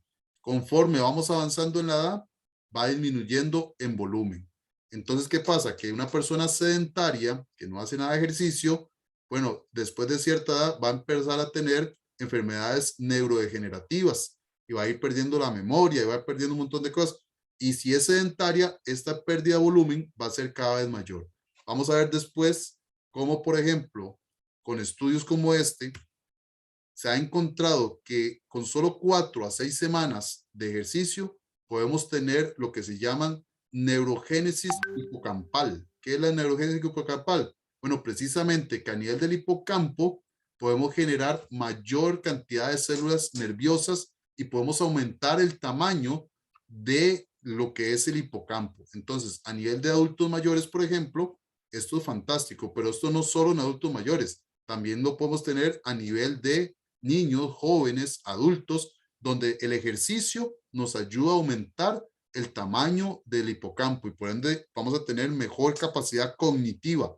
Entonces acá, por ejemplo, ahora que hablábamos, ¿cuál es la materia principal? Yo les diría a ustedes, si a mí me pusieran, me indicaran cuál es la materia principal, la materia principal es educación física. Si todo el proceso educativo se basara en el movimiento humano, tendríamos mejores capacidades de aprendizaje. Porque un niño que es un niño, un adolescente, un adulto que es físicamente activo, tiene mayor capacidad de aprendizaje precisamente porque tiene mayor volumen del hipocampo y tiene mayor capacidad de recepción de esta información a largo plazo. Y bueno, esta la dejamos para la otra semana. Vamos a parar por acá. ¿Alguna pregunta, alguna duda con respecto a lo que hemos visto el día de hoy? Un montón de información. Jimmy, eso que vos decís, ¿verdad? Que la materia de educación física es la más importante. Uno que trabaja en escuela, ¿verdad? Y que tiene ya tantos años, pues ahora con la pandemia, ¿verdad? Uno definitivamente lo valora y lo ve porque los chiquitos, no sé, están terribles, sin límites, llegan, digamos que los de tercer grado como un inicial, yo creo que hasta de preescolar, porque no saben hacer filas, no saben hacer hileras, no saben hacer, o sea, ninguna formación. Y yo siento que pues, les ha faltado, ¿verdad? Porque la educación física y que todo el movimiento del cuerpo y demás, ¿verdad? Y yo pienso que hay chiquitos que solo, digamos, esos 80 minutos de ejercicio hacen a la semana. Sí. Y precisamente por todo lo que estás explicando, ¿verdad? Del cerebro y de todas sus funciones y todo, la parte anatómica y la parte de las reacciones bioquímicas, ¿verdad? También tan importantes. Pero digamos que yo siento también que es cultura, porque la gente, hasta los papás dicen, que quiten esa cochina materia, que quiten música, que quiten, y ese es el gran problema que tenemos hoy, ¿verdad? La realidad de la vida. Claro. Pero también es como cultura, ¿verdad? Sí, y es que hay que empezar a desarrollar ese conocimiento para que la gente también a nivel cultural vaya cambiando esa mentalidad. Inclusive, verlo de esta forma. Tenés un chico que es muy deportista y le fue mal, volvamos a atacar matemáticas, y le fue mal en matemáticas. ¿Qué es el padre de familia? Ya no vuelves a fútbol, te saco baloncesto, te saco el atletismo, ya no vuelves a natación. No debería, porque más bien es gracias al baloncesto, gracias al fútbol. Lo que pasa es que ahí tal vez no hubo equilibrio entre las cargas, o sea, chico se distrajo, se metió más a ver televisión, no le dedicó el tiempo adecuado al estudio, entonces obviamente no salió mal, pero no es culpa del baloncesto, no es culpa del fútbol, no es culpa de la natación, porque más bien eso le está dando herramientas cerebrales increíbles. Bien lo indicas, aquí es un asunto de morfología, funcionalidad, la parte endocrina tiene muchísimo que ver, por ejemplo, en la parte emocional, también de si uno no le gusta lo que está aprendiendo, es terrible. O sea, uno no puede estar en un curso que no le guste. Si ustedes, por ejemplo, hoy dicen qué curso más aburrido, qué curso más feo, ténganlo por seguro que los niveles de capacidad de aprendizaje van a ser muchísimo menores que si alguien en este momento está diciendo, qué chiva esto que estamos viendo, qué bonito esto que estamos viendo. Entonces, eso le empieza a generar mayor capacidad de aprendizaje, mejor apertura. Y sí, lastimosamente, los chicos, 2 años de pandemia ha tenido una repercusión importantísima y creo que es ardua la labor a nivel de salud pública, precisamente poder generar nuevos espacios recreativos, cognitivos, en este caso a nivel del movimiento humano, precisamente para mejorar todo lo que se está encontrando uno en escuelas. ¿Alguna otra pregunta o participación? Muchas gracias, Hazel, por la participación. Profe, Dime, Mauricio. con respecto al aporte de la compañera, culturas más conscientes, por decirlo en algún término, sobre este asunto. Por ejemplo, en escuelas como en China, en Japón, dedican 1 hora o más antes de empezar la clase, afuera en el patio, al sol, e incluso empresas con los trabajadores de actividad física porque saben los efectos que eso va a generar en el rendimiento y en el desempeño de los niños y de las personas. Claro, claro, y es que bien lo estamos partiendo, es una cuestión de cultura. Entonces, ustedes que, por ejemplo, reciben una capacitación de este estilo y que ustedes van a estar laborando en el área del campo, bueno, hay que explicarle al padre de familia qué estamos haciendo. Hay que explicarle a la sociedad qué estamos haciendo. O sea, que ellos comprendan que estamos haciendo es ciencia y que lo que estamos haciendo no es solo tirar una bola y ya, no solo ponernos a correr y ya, sino que eso tiene una repercusión en la parte científica, porque lo sabemos que es así. Hay repercusiones y adaptaciones fisiológicas, neuroanatómicas, neurofuncionales, y tiene un porqué. Entonces, a partir de ahí, darle un sentido importante a nuestras acciones y que la gente no vea simplemente a lo que estamos haciendo es, eso es una pérdida de tiempo, no, sino que efectivamente lo que estamos haciendo tiene una repercusión directa sobre la salud pública y además sobre la salud cognitiva, que a futuro, estoy casi completamente seguro, y ya se está viendo, pero más a futuro, uno de los tratamientos principales para todos estos problemas de Alzheimer, todos estos problemas neurodegenerativos, precisamente va a ser actividad física. Y la gente que no se va a mover va a tener repercusiones muy importantes a nivel de estas enfermedades.